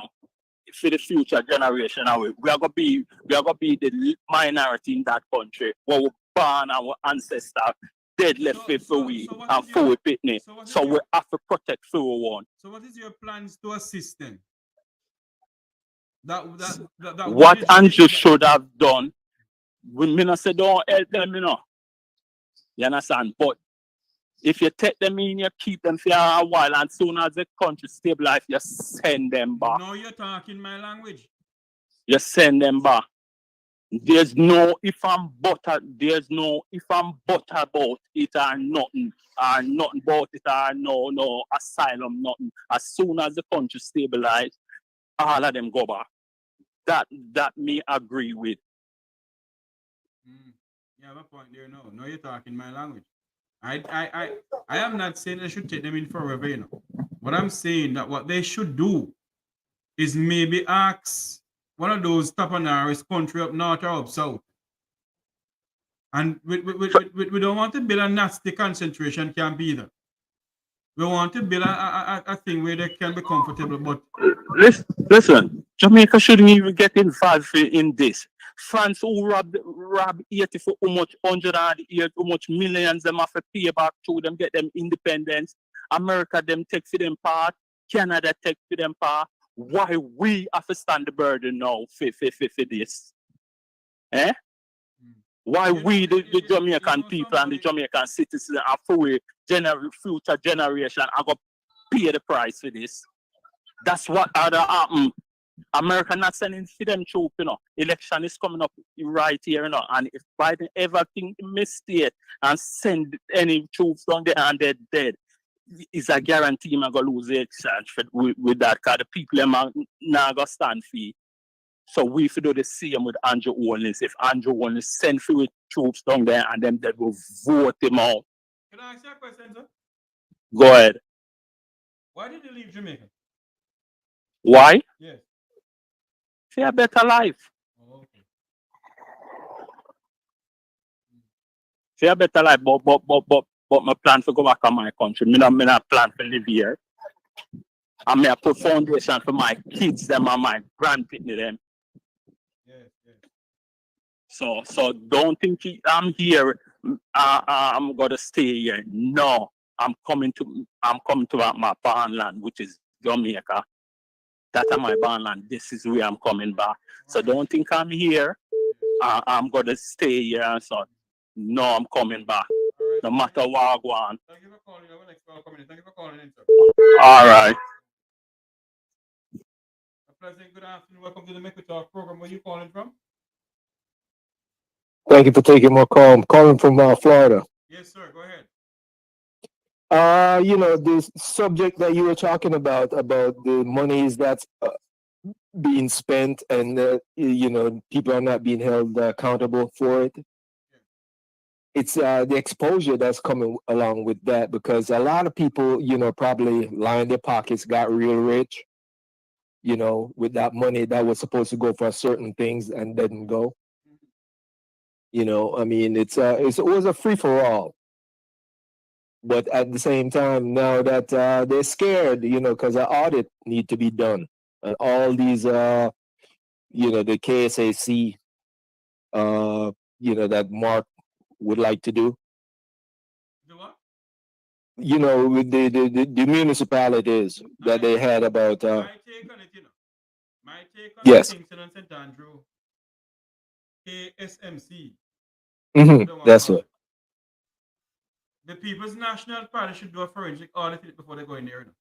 I agree with you totally. Because some hanky-panky went on in there when it come on to building houses and apartment buildings in the country. Absolutely. Especially in Kingston and St. Andrew. Yep. And my advice to the opposition leader of Jamaica and president of the People's National Party: do a forensic audit before you go into that place. That would be the right thing to do, but at the same time, you don't want to really, show his hands. Why not? They're gonna try to clean up, but they can't clean it up. It's already out there. It's the same way. Yeah, It's the same way. Absolutely. But to tell you the truth, we talk about this two-party system, and if the PNP were fortunate enough to go in and win and don't do an audit, a forensic audit on all the different branches and so place, it's just going to be the same old, because if they don't do that, that's it. The two-party system is this one and the same. What I'm saying, they have to do something. You have to lead by example. People need to go to jail. Assets need to be seized because your income, doesn't match the things that they supposedly acquired. They didn't get that rich overnight. They just helped themselves to what was in the coffers. Let me say this to you too, though, sir. We're going to try and get the mayor for Kingston, the new elected mayor for Kingston, to come on to this program here. But I suggest that the new elected mayor for Kingston and St. Andrew, do a forensic audit. That would be a good. That would be a good first step. Yes, do a forensic audit in the council. And when to make sure everything is accounted for. Right, and when he does that, if anybody go to prison, then go to prison. Absolutely, I agree. Because you can't have people building high-rise building in the country, sir. And it's not up to standard what they build it. Oh yeah, it's all about the hookup, the link up. You know what I mean? You bypass this and bypass that because somebody's palm got greased. You know, you know we can't do that. There's a price to be paid. There should be. They should be charged. You know, if everything is not above board. And I thank you again for taking my call, sir. You're welcome, sir. Thank you for calling in. Thank you. You're welcome. The number to call is 954-529-8030. TP, good afternoon to you, TP, on the Make We Talk program here. You're going out with some antics and you must behave yourself, you know. The number, so TP, give me a call, Make We Talk, man. You can only talk on the chat room. 954-529-8030. That's the number to call into the program. What's your views on what is going on in Haiti? Should Jamaica get involved? Mr. Barrett or Bennett, good afternoon to you, sir. Should the Jamaica Defense Force go into to Haiti? That's the topic for today. What is your views on it? JDF is saying that they're ready to assist Haiti. Yet the Americans and the Canadians are not sending any boots on the ground. The American government must have pledged over what? $133 million, I think. My memory don't serve me correctly there, but I think it's 133 million, yes. If my memory serves me correctly. The numbers to call is these people on YouTube is something else, you know. The number to call is 954-529-8030. That's the number to call into the program. The Make We Talk program here. You know, when you sit down and look into a lot of things, the level of corruption in the country, the level of nepotism and cronyism, and yet you're being told that no corruption that's going on in Jamaica. I remember growing up in the 1990s, the PJ Palestinian administration, I forgot the amount of money, but in the tune of a couple billions of dollars, to make sure that the people of Hanover and Westmoreland have water in their pipes. And I live to see today, since the 1990s, Jamaicans have been calling out for water same way. The people of Westmoreland, the people of Hanover, all over the place crying out for water. I don't believe that the two political parties have served the people of Jamaica well at all.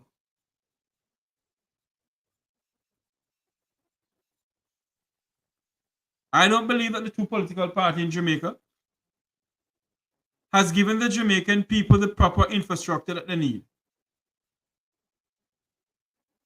Three basic things they haven't given the people of Jamaica properly. One of them, well, four. One of them, water, security, education, and health. When you can't provide that for your people, then something is fundamentally wrong with the government of the country. And I think that the priority of both administration, both the People's National Party and the Jamaica Labour Party, should be water, security, healthcare, and education. That should be their priority, to assist the Jamaican people.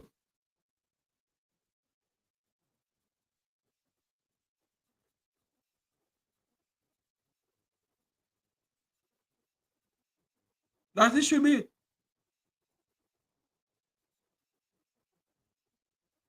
They have a new commissioner of police that's being appointed.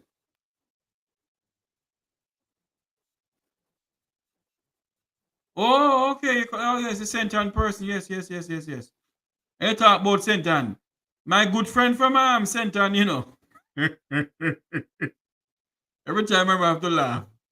The Prime Minister of Jamaica, in one of his campaign stop at 2:30 in the morning, tell the people of Clarkstown They're going to give them a Silicon Valley. He's going to build Silicon Valley for them.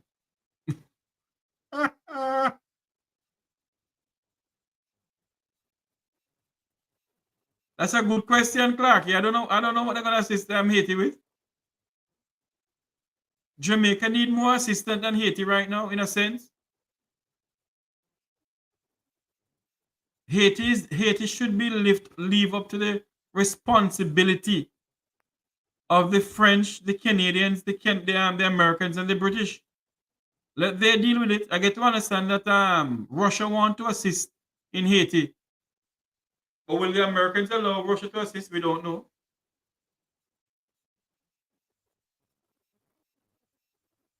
We don't know. You know? Jamaica needs to take a deep look into its situation before sending anybody into Haiti. The number to call into the program is 954-529-8030. 954-529-8020. We tune off. Black, I mean, you know, it's a matter of tune off, you know. I think Jamaica we have always been a type of people who love to assist. Good afternoon, Wayne Global TV. How are you doing? Wayne from Global TV have always come over and make sure that he support me, and I want to say thanks to him. When I'm having the technical difficulties, I have to call him sometimes. But you know, when you look at the scenario, I'm pretty much sure if I go to 12 o'clock news now, go to 12 o'clock news and any one of the channels here, any one of the channels, go to 12 o'clock news, you hear that it's something to do with Haiti. Something to do with Haiti.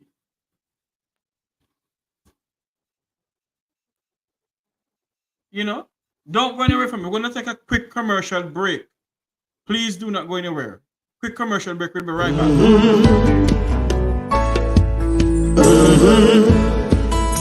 When the game gets rough and this life just seems so tough, make we talk, my people, make we talk.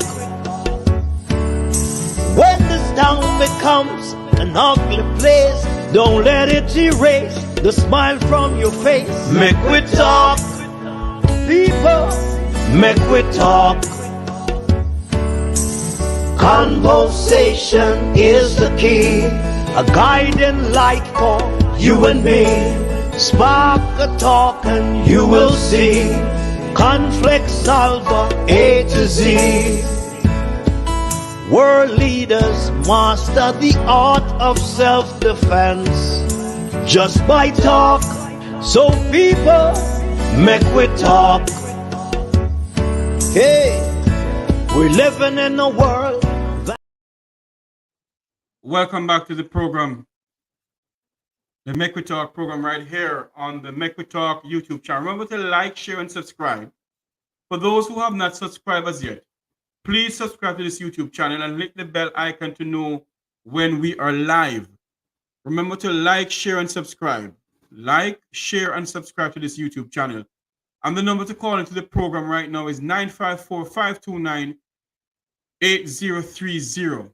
What is your take on what is going on in Haiti? Should Jamaica send members of the Jamaica Defense Force into Haiti? What is your take on that? Can we afford to send our sons and daughters into harm's way? Can we really afford to do that?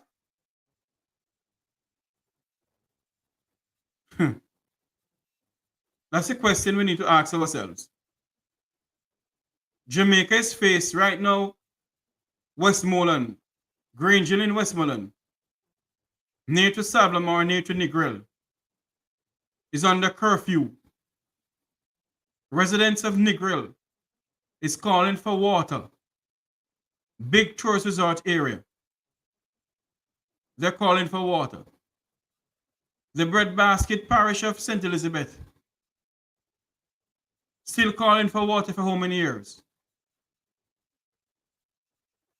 And we must question ourselves, Has the two political parties served the people of Jamaica well?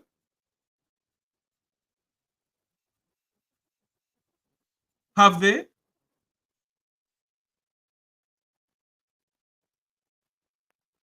Pay promises and couple billions allocated to build water system. When last have they built a water reservoir in Jamaica? Jamaica is well known around the world as the land of wood and water. You have the Black River, where if they just get together and put a proper infrastructure in place, the people of St. Elizabeth could have water from the Black River. And there's other areas in St. Elizabeth they could get water from. But we are lack of proper management and lack of proper foresight in this country. So we don't think about 2-3 years down the line. We think about now. We have billions of dollars spending on a local government election, where until now the people of Jamaica don't know who won the local government election. But we spend $1.7 billion on local government election. And we're spending, we have a 1 point something, the budget was 1.3 trillion, I think, or 1.7 trillion. Remember. But out of that budget, we're spending $2.6 billion to buy 100 buses for the JUTC. And the JUTC is not making any profit. Yet the breadbasket parish of St. Elizabeth don't have any water.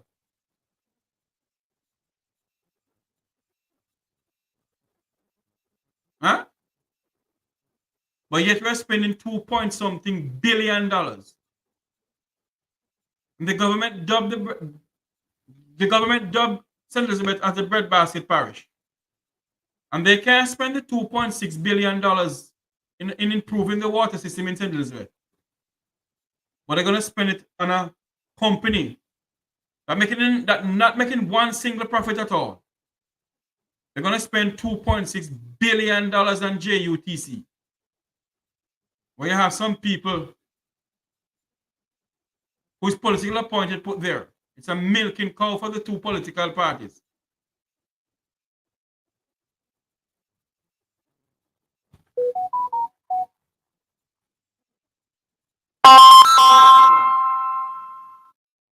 Pleasant good afternoon. Welcome to the Little Talk program. Go ahead. Yes, Mr. Jeffrey, as me mentioned something about water, and I hear them say them will give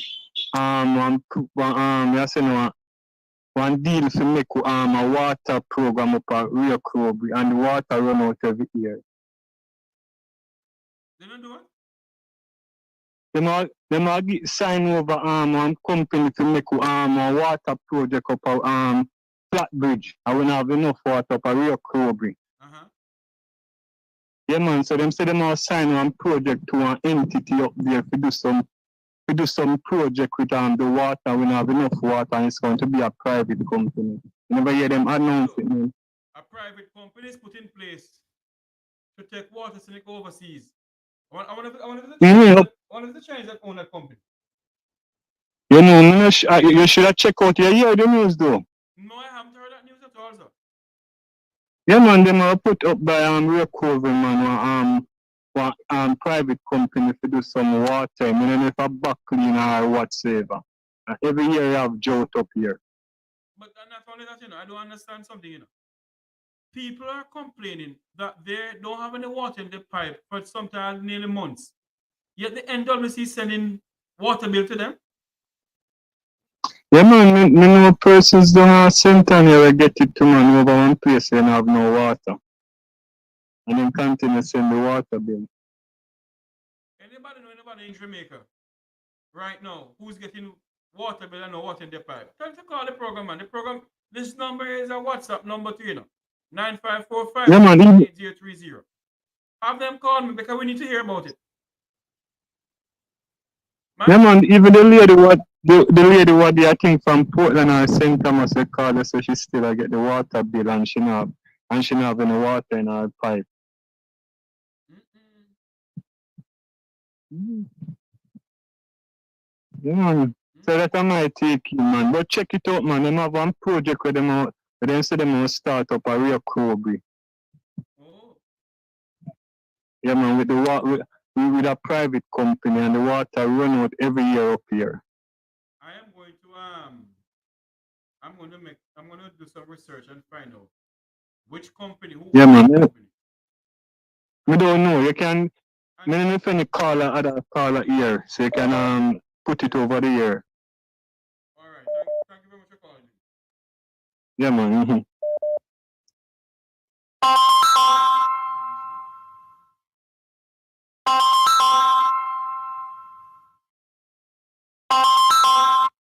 Good afternoon. Welcome to the Jamaica Talk program. Jeffrey T. Yes, sir. Reed, how you doing?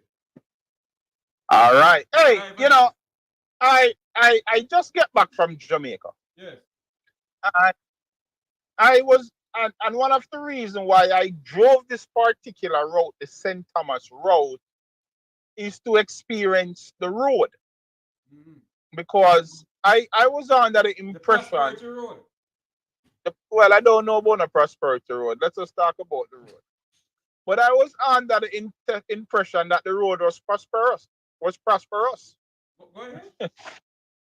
I thought the road was prosperous. That's why I asked if the Prosperity Road went on. Well, I don't know. I mean, there is a verb and a noun there, so I will deal with the verb. Right? But I thought the road was good all the way to Portland. Oh. And to my surprise, the road starts from Harborview and past Bull Bay, and a little bit before you get into the first town, that's where the road ends. But again, that's work is continuing. But I thought when the PM opened the road, I thought it was the entire stretch of the road that was open. Man. He opened the road because his election, local government election. The same way he went to Clarkstown and promised the people of Clarkstown that he's gonna build them a Silicon Valley. Okay.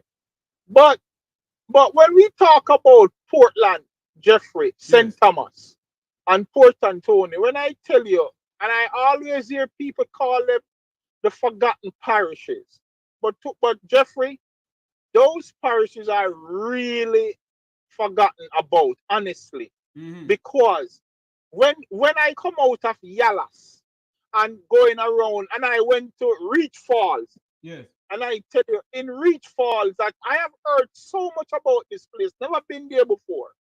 I was expecting to see quite a number of people, and it was scantily attended. You know, so I mean, the forgotten parish. More emphasis need to promote out there, because even in Portland, in Port Antonio, in the town, it is not as bustling as you would believe a major town would be. You know? No, I believe. Hold on there. Hold on there, for me, Garfield. But people are saying that the country is prosperous. Prosperity all over the place, all carpet laying down on the road. No, man, prosperity is for certain sectors and certain group of people in Jamaica. You mean? But I came back through Junction, and the Junction Road is drivable. You know, but the Junction Road, for the most part, like in Temple Hall and all of that, is a disgrace. No, man, it was pretty good. They fixed it, because that corridor, I understand that. I know that corridor pretty well. But outside of that, the St. Thomas really needs some emphasis, infrastructure. And to my surprise, out here in St. Thomas, there is a lot of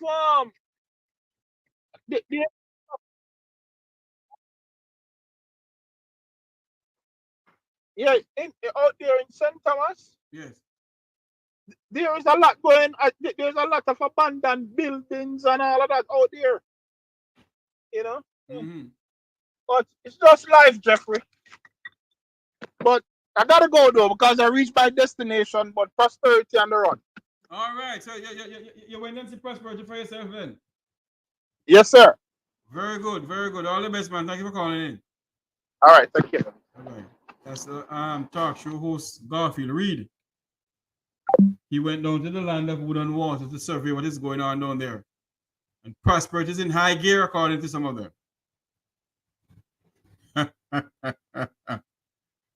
Boy, I tell you. The number to call into the program is 954-529-8030. I tell you, you know, you see, if we Jamaicans do not stop this PNP and JLP stupidness in this country, then may God help us. The Bible cannot be wrong, you know. There's political turmoil going on all over the globe.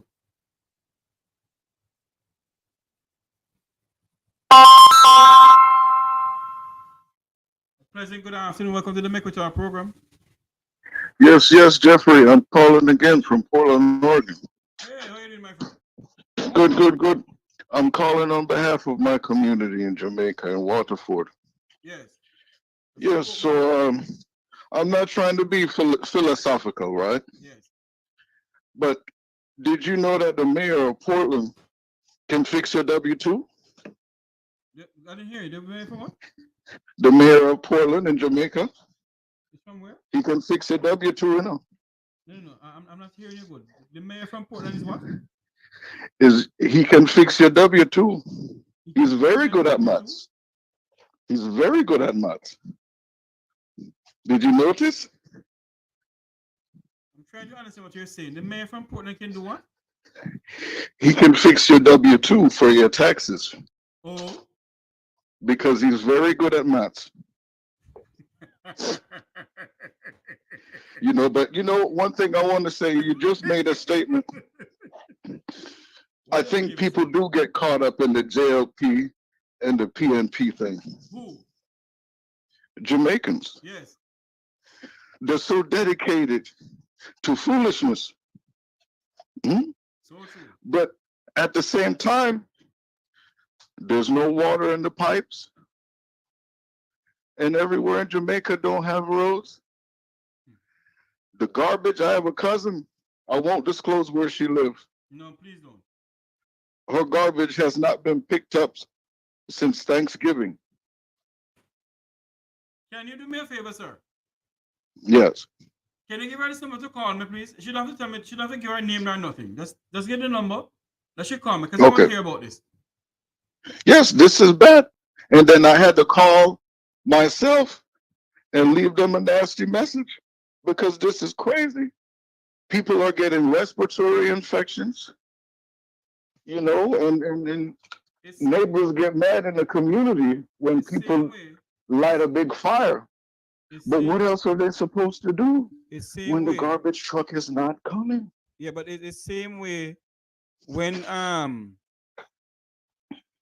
there's a place in Portmore that has a Golden Age home or whatever home they have there. Mm-hmm. And they don't have a proper disposal of their medical waste. If you're running a home, you need to have, in the medical terminology, you need to have sharp containers to put in needles and so forth in. Yep, sharps disposal. Right, they don't have it. Yes. And I get to understand. I get to understand that place is owned by a well-known Jamaican politician. That is true. That is very true. And then if you look at, they're building these big high rises, right? Where is the fire truck? Good question. You're going to borrow Mr. Cecil Walker horse? I am waiting to see on the are you hearing me? I'm waiting. Yes, I'm hearing you. I am waiting to see what's his name again? Desmond McKenzie.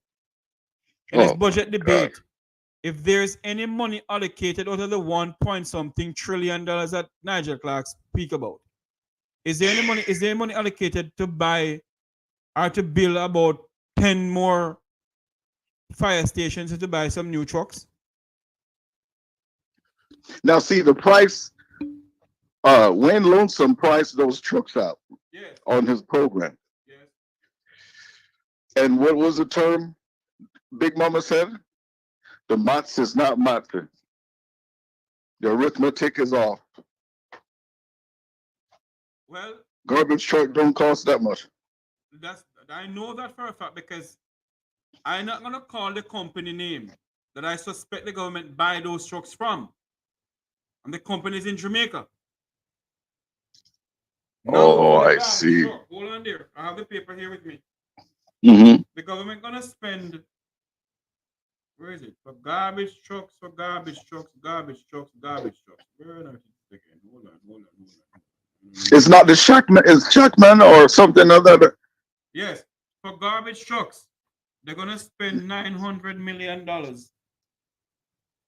to buy 50 new garbage trucks. And I think I know where they're getting those garbage trucks from. Because that's crazy, That's crazy because I'm gonna have to ask my cousin. He works for the city. And I'm gonna ask him how much one of those big waste management garbage trucks costs. The Jamaican government, sir, what they're doing now, the two political parties, doesn't matter who. From the friend can bring in certain things, they get the friend the contract to bring it in. They're gonna spend 900 million Jamaican dollars out of that 1.3 trillion budget. $900 million and 50 new garbage trucks. Out of that 1-point-something trillion budget, they're gonna spend $2.6 billion to buy 100 new buses for the JUTC that is not making any money. Out of that 1-point-something trillion budget, they're gonna spend $950 million in building a new police headquarters for St. Catherine. I'm not trying to be philosophical once again. But is the mayor of Portland in charge of that? The mayor. Listen to me, you're gonna put me in trouble here.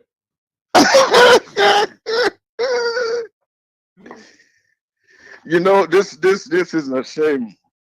This is a shame. And Mark Golan, I watched a brief YouTube video mentioning he was going to do audits in certain areas. Well, let me see.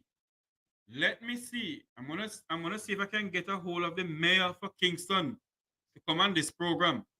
Let me see if the People's National Party gonna sit down and don't do an audit in the and you know what? When I call it KSMC. KSMS. Because me know as KSMC, what they want to call it. Me know as a parish council, whatever. Now they change the name. You know what? And if they catch somebody, or did they catch a group of people, you know what they should do first? You see the DPP and our rough foot them. And our who? And our rough foot them. Lord have mercy, make it me no trouble, Be careful. Favor Safiam. She need to go. No, listen to me, no doubt about it. The goodly lady that hold the office as Director of Public Prosecution for Jamaica. I think it's time for her to resign, Along with the Director of Election, Glaspel Brown. They need to go. And the Prime Minister of Jamaica need to tell the Jamaican people why he has so much ministers under his watch. 19 or 18 ministers under his watch. This is outrageous, 19 and you know what? Even though Horace Chung needs some leaf alive, he would do a better job. Who? Horace Chung. And I don't even like Horace Chung. But he would be a better DPP. Horace Chung, you must be mad. But you know what I heard? He got demoted. Who? Horace Chung. He got demoted to Citizen Patrol. No, man. He's still... Herb Nelson will be taking over. I really hope so. Mr. Nelson, oh my gosh. Herb not going to Jamaica to take over anything down here. Did he make it back already? From where? From Jamaica. He's all right, man. He's all right. He's back in the land of the home of the what I call it, the home of the brave and the land of the free. Yeah, I was concerned. I was concerned about him. They can't do one single thing. God protect us. But you know what though? One thing I want to say. Yeah. If we just focus on God and our people Yep. as Jamaicans Yep. and stop running against each other, we can overcome this. You know something, sir. You're touching a very important point here, and we are such a divided set of people, even here on social media. When we call each other to come together and we'll sit and have a forum, some of us don't want to do it because they're just saying, "Oh, we're not building our own channel. What will they go for? Make we talk channel for? Because we not build. We don't want to build for him channel. What they go for? You know, I mean, come on. We are not. I support everybody. Everybody. You know. Everybody. But you know, everybody has their own opinion and their own thing to do what they want to do. But I'm just saying that we need to be a together set of people. Yes, we do. That is very true. That is very true. Nani and the Maroons and everybody who fought for our civil rights, they did not go to the full extent that they did go for all of this to happen. Instead of progression, is degression. There you go. So true. You know, and then it's bad enough that the Chinese have their foot in the land of water. That's already we lost a stripe. It would have been different if it was the U.S. And I'm not trying to be biased, but even in the U.S., the Chinese don't like us. The Chinese don't like anybody at all. You know, and everybody's talking about these investor. You know what? That is a code word. That is a code word. What is that code word? For some teeth, whether it's land, gold. I don't want to say too much. All right, so thank you for calling in. All right, thank you. You're welcome. All right. Thank you very much for calling in. Maybe we should end the program now. All right, nobody else want to call in. 954-529-8030. 954-529-8030. That's the number to call in. You can call and talk about any topic that's on your mind, whether it be water, lack of water in Jamaica. You have any family members lack of water in Jamaica, they don't have any water in their pipe.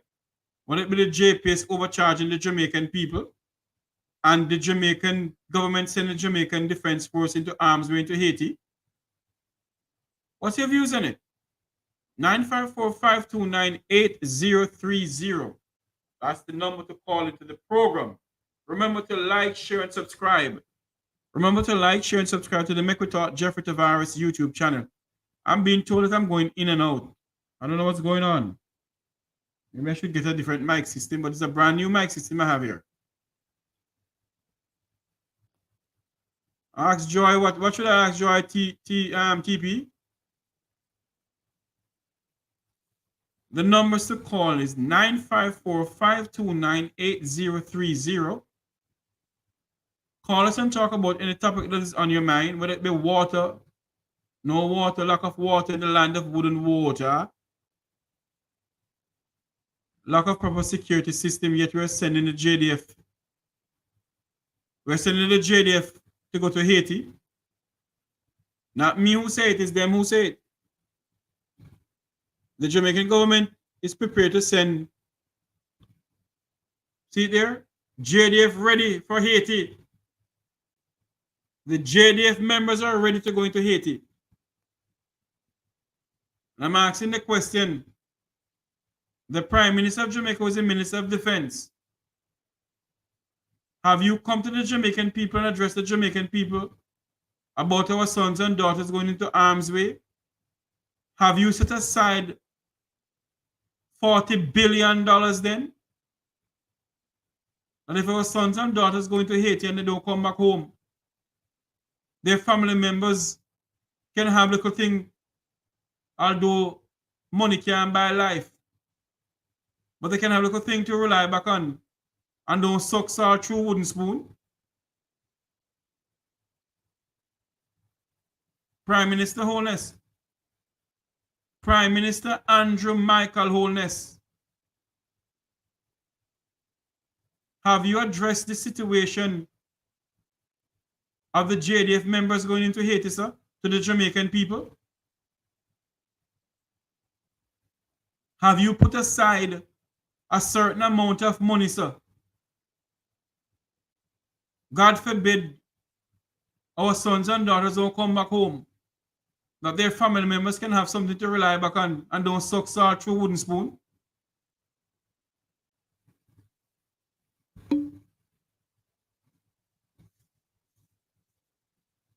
(954-529-8030) is the number to call in.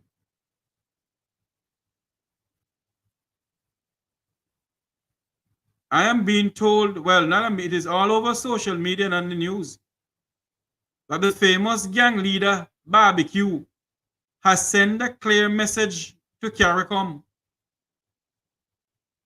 Do not send any troops into Haiti. And if a notorious gang leader is telling Caricom leaders them that, then why would I send my sons and daughters into harm's way?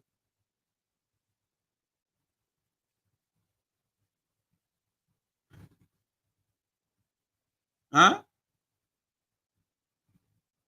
I believe, my firm belief, that the Prime Minister of Jamaica must tell the Jamaican people the reasons to send Jamaica's sons and daughters of the Jamaica Defense Force into Haiti. Are we at war with Haiti? Maybe I'm asking a stupid question. And when you send him into harm's way, Prime Minister Holness, what plans is put in place for their family back home in Jamaica if those members of the JDF don't come back home? Has the government put anything in place for them? Because some of them, either a man or a woman of the JDF, is the only breadwinner for the family, sir. Have you put anything in place, Prime Minister Holness? Prime Minister Michael Andrew Holness, you are the Minister of Defense for the country, sir. You're in charge of the armed force. You're the Governor General of Jamaica.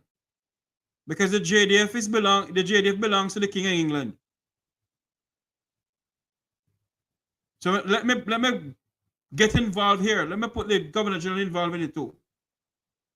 Sir Patrick Linton Allen, have you asked the Prime Minister of Jamaica what is put in place for members of the JDF? Prime Minister Michael Andrew Holness, have you put in anything in place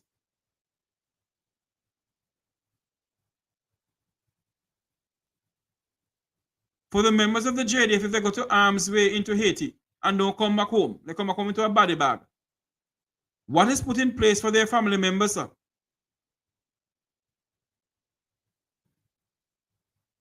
The Kenyans are having problem coming into Haiti because of their constitution.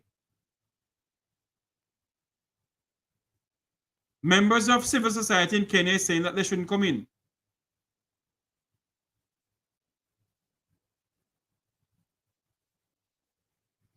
Pauline, if you believe that I'm sick, come off of my YouTube channel. Who are you talking that this man is sick? We're asking the question. The Prime Minister, who is the Minister of Defense for Jamaica, what is put in place in case members of the Jamaica Defense Force do not return to Jamaica only return to Jamaica to a body bag. What is put in place for their family members? Have the government put anything in place for them? If they don't come back home alive?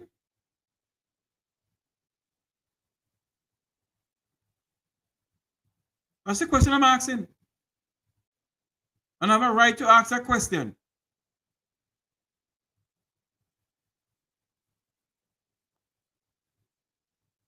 It is my sole duty and my right to ask that question.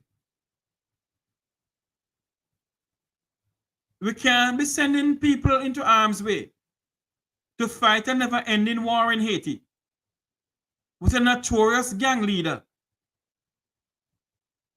who on no certain terms have said to Caricom, we don't want to help.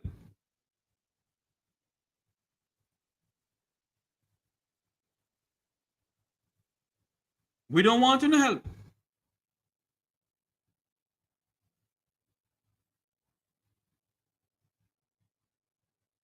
I believe that the JDF member should stay at home to help stem Jamaica's crime pandemic, Prime Minister. I believe that members of the JDF, along with you, Prime Minister, who is leading them, along with the Chief of Defense Staff of the JDF, that goodly lady there, to put a thing in place to see what we can do to stem Jamaica's crime problem.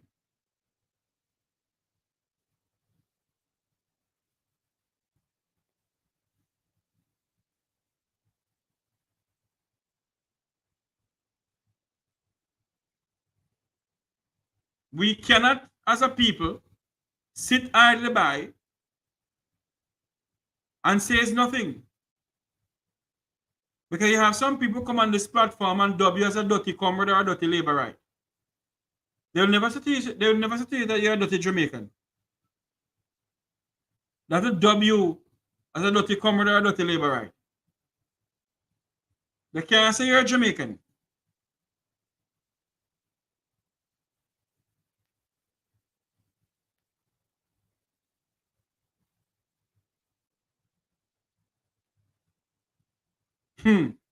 I've been hearing that question. I've been hearing that same thing too, you know. Who in the Parliament of Jamaica, whether the PNP or the JLP, own any morgue or dead house, as they call it in Jamaica?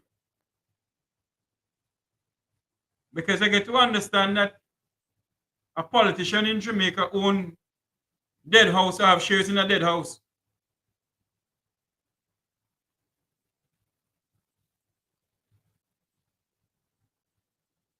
We have to ask some questions, and some serious questions need to be asked, and we need some answers.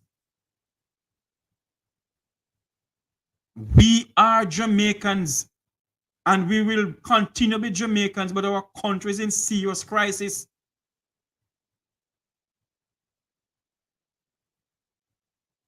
And as I've said on this program many times and times again, the fundamental change that we seek in this country will never come from the People's National Party or the Jamaica Labour Party.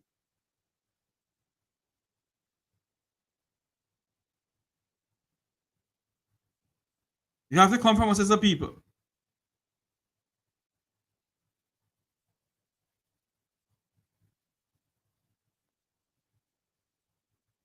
And so, as I leave this platform this afternoon, I'm going to send a clear message to the newly elected mayor of Kingston, Mr. Swaby. Do a forensic audit. Mr. Swaby, Mayor Swaby, I say your name? Mayor Swaby.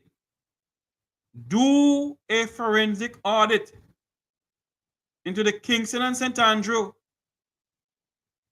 What do they call it? Municipality? Yes. Do an audit in it. Because we want to know who and who sign off to build those luxurious buildings? And who get in apartments?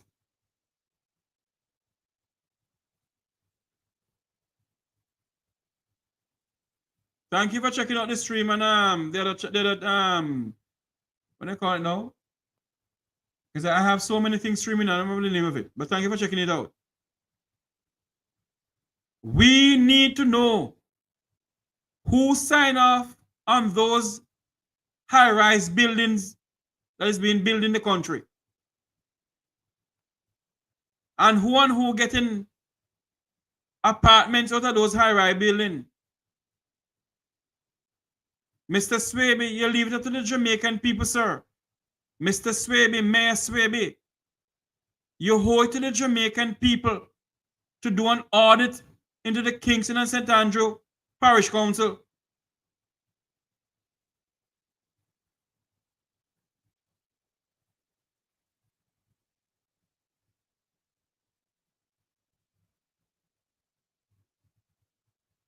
You owe the Jamaican people to do an audit, sir.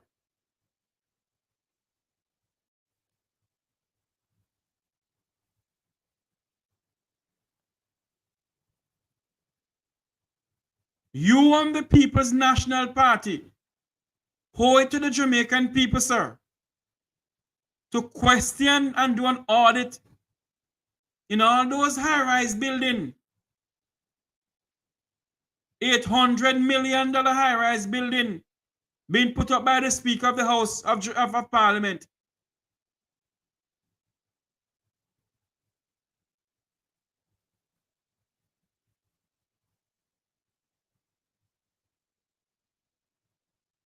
That's the question we need to ask, sir.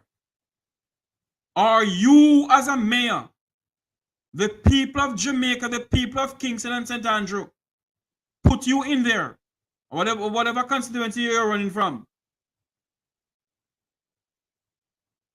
The people put you there, sir. The newly elected mayor. The people put you there for you to do an audit, a forensic audit into the Kingston and St. Andrew Parish Council. Because some hanky-panky went on in there. Some hanky-panky went on in there. And some questions is asked and we need answers.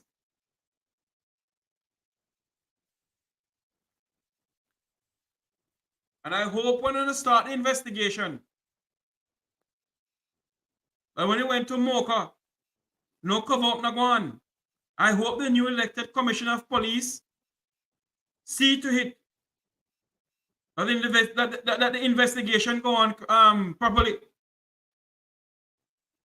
The Jamaican people deserve answers from our political leaders. The Jamaican people deserve answers, Mayor Swaby. You are newly elected. And we're asking you, Mayor Swaby, to do an investigation, sir. Because let's cover up went on. I don't have to call name, you know. But there's a building that is being built on Waterloo Avenue. Anyway, I won't go no further with the one there.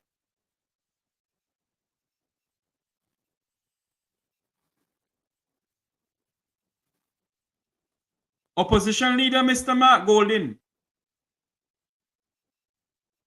Mr. Mark Golding, opposition leader, sir. We will hold you responsible, sir. And Mayor Swaby, you promised the people of Jamaica that you will do a forensic audit. We're asking you to please do one, sir. And if the People's National Party should gain state power whenever the Prime Minister called the election, Mr. Golding, do a forensic audit in every single government entity in this country. Before any member of the People's National Party take over any entity, do a forensic audit. I keep on saying this and I'll continue to say it. The Ministry of Labor and Social Security need a forensic audit in it. Because my firm belief It is my firm belief that the little chip and tape in the part program money where Sister Tim and Aunt Judel get in and Miss Matty get in. God bless what they get. Some hanky-panky going on in there.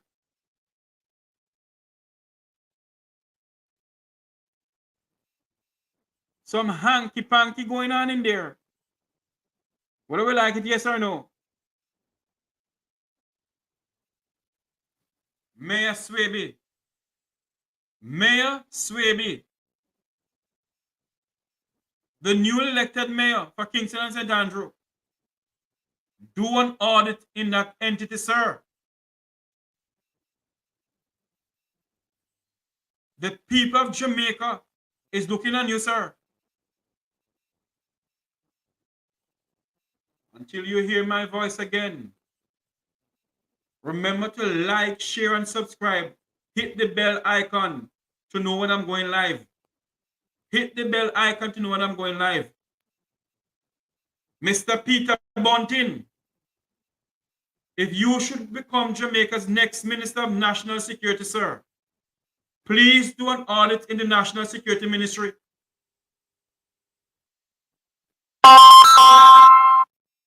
President, good afternoon. Welcome to the Make We Talk program. Yes, sir, Jeffrey. How are you doing, sir? I am here looking and living, sir.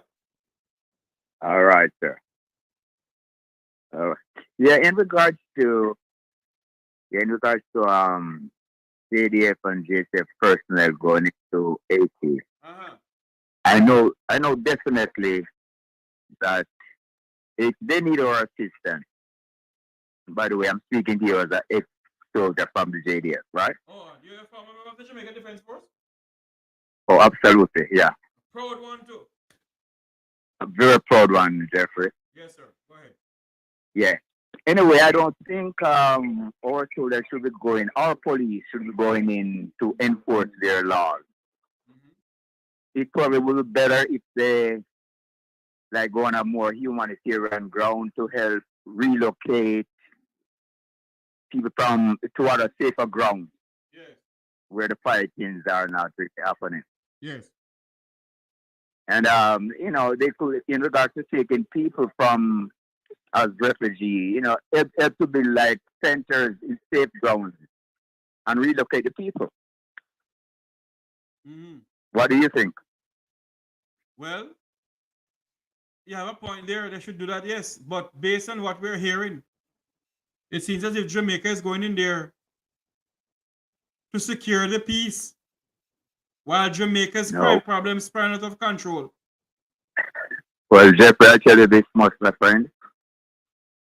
Anyhow, even one Asian is killed by members of our security force, whether the police or the soldier. That will definitely cause tension for many years to come between Haiti and Jamaica. Don't you hear that the notorious barbecue send a message to Caricom leaders? Yes, I'm aware of that. Okay.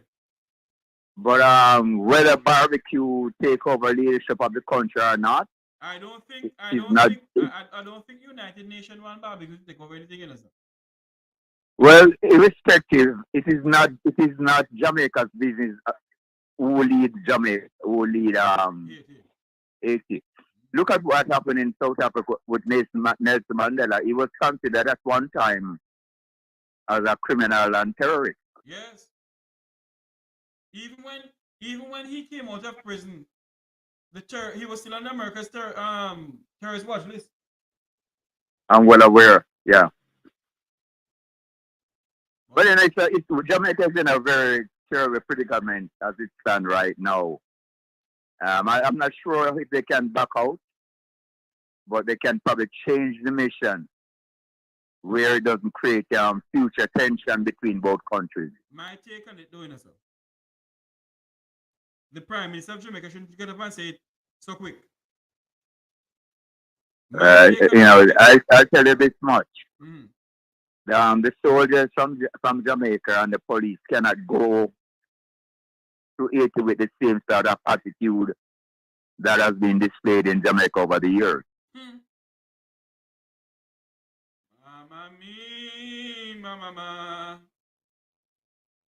I'm not gonna really stay long here, Jeff. I hope you get my point, my friend. I understand everything you're saying, sir. All right, brother. Take it easy. Good show. And thanks for the service. Thanks for your service to our country, Jamaica, sir. I'll do it all over again, Jeffrey. Thank you very much, sir. Thanks for calling in. Bye for now. Bye-bye. I'm getting to understand that there is something going on in the St. Mary Parish Council. Anybody in St. Mary can give me a call. It's a WhatsApp number 954-529-8030. The person who is on here with a X beside the bell, I call her name, from the PNP.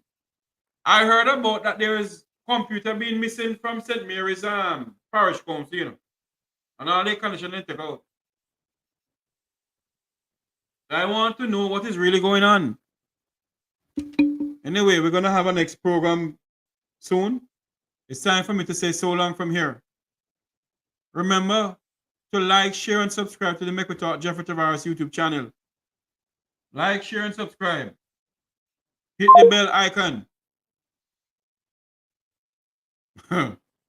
Aye, boy.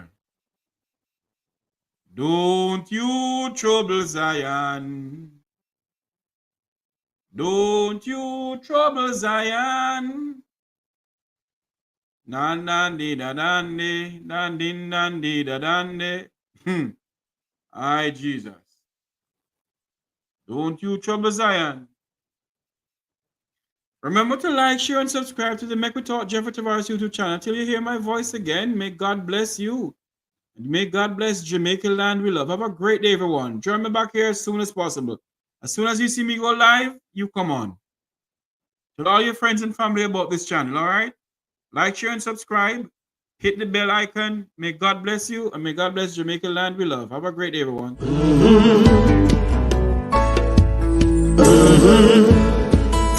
When the game gets rough and this life just seems so tough, make we talk, my people, make we talk. When this town becomes an ugly place, don't let it erase the smile from your face. Make we talk, people, make we talk. Conversation is the key, a guiding light for you and me. Spark a talk and you will see. Conflict solver A to Z. World leaders master the art of self-defense just by talk. So people, make we talk. Hey, we're living in a world that on ourselves we must depend. Make we talk, people. On the beach, serving seafood in Jamaica.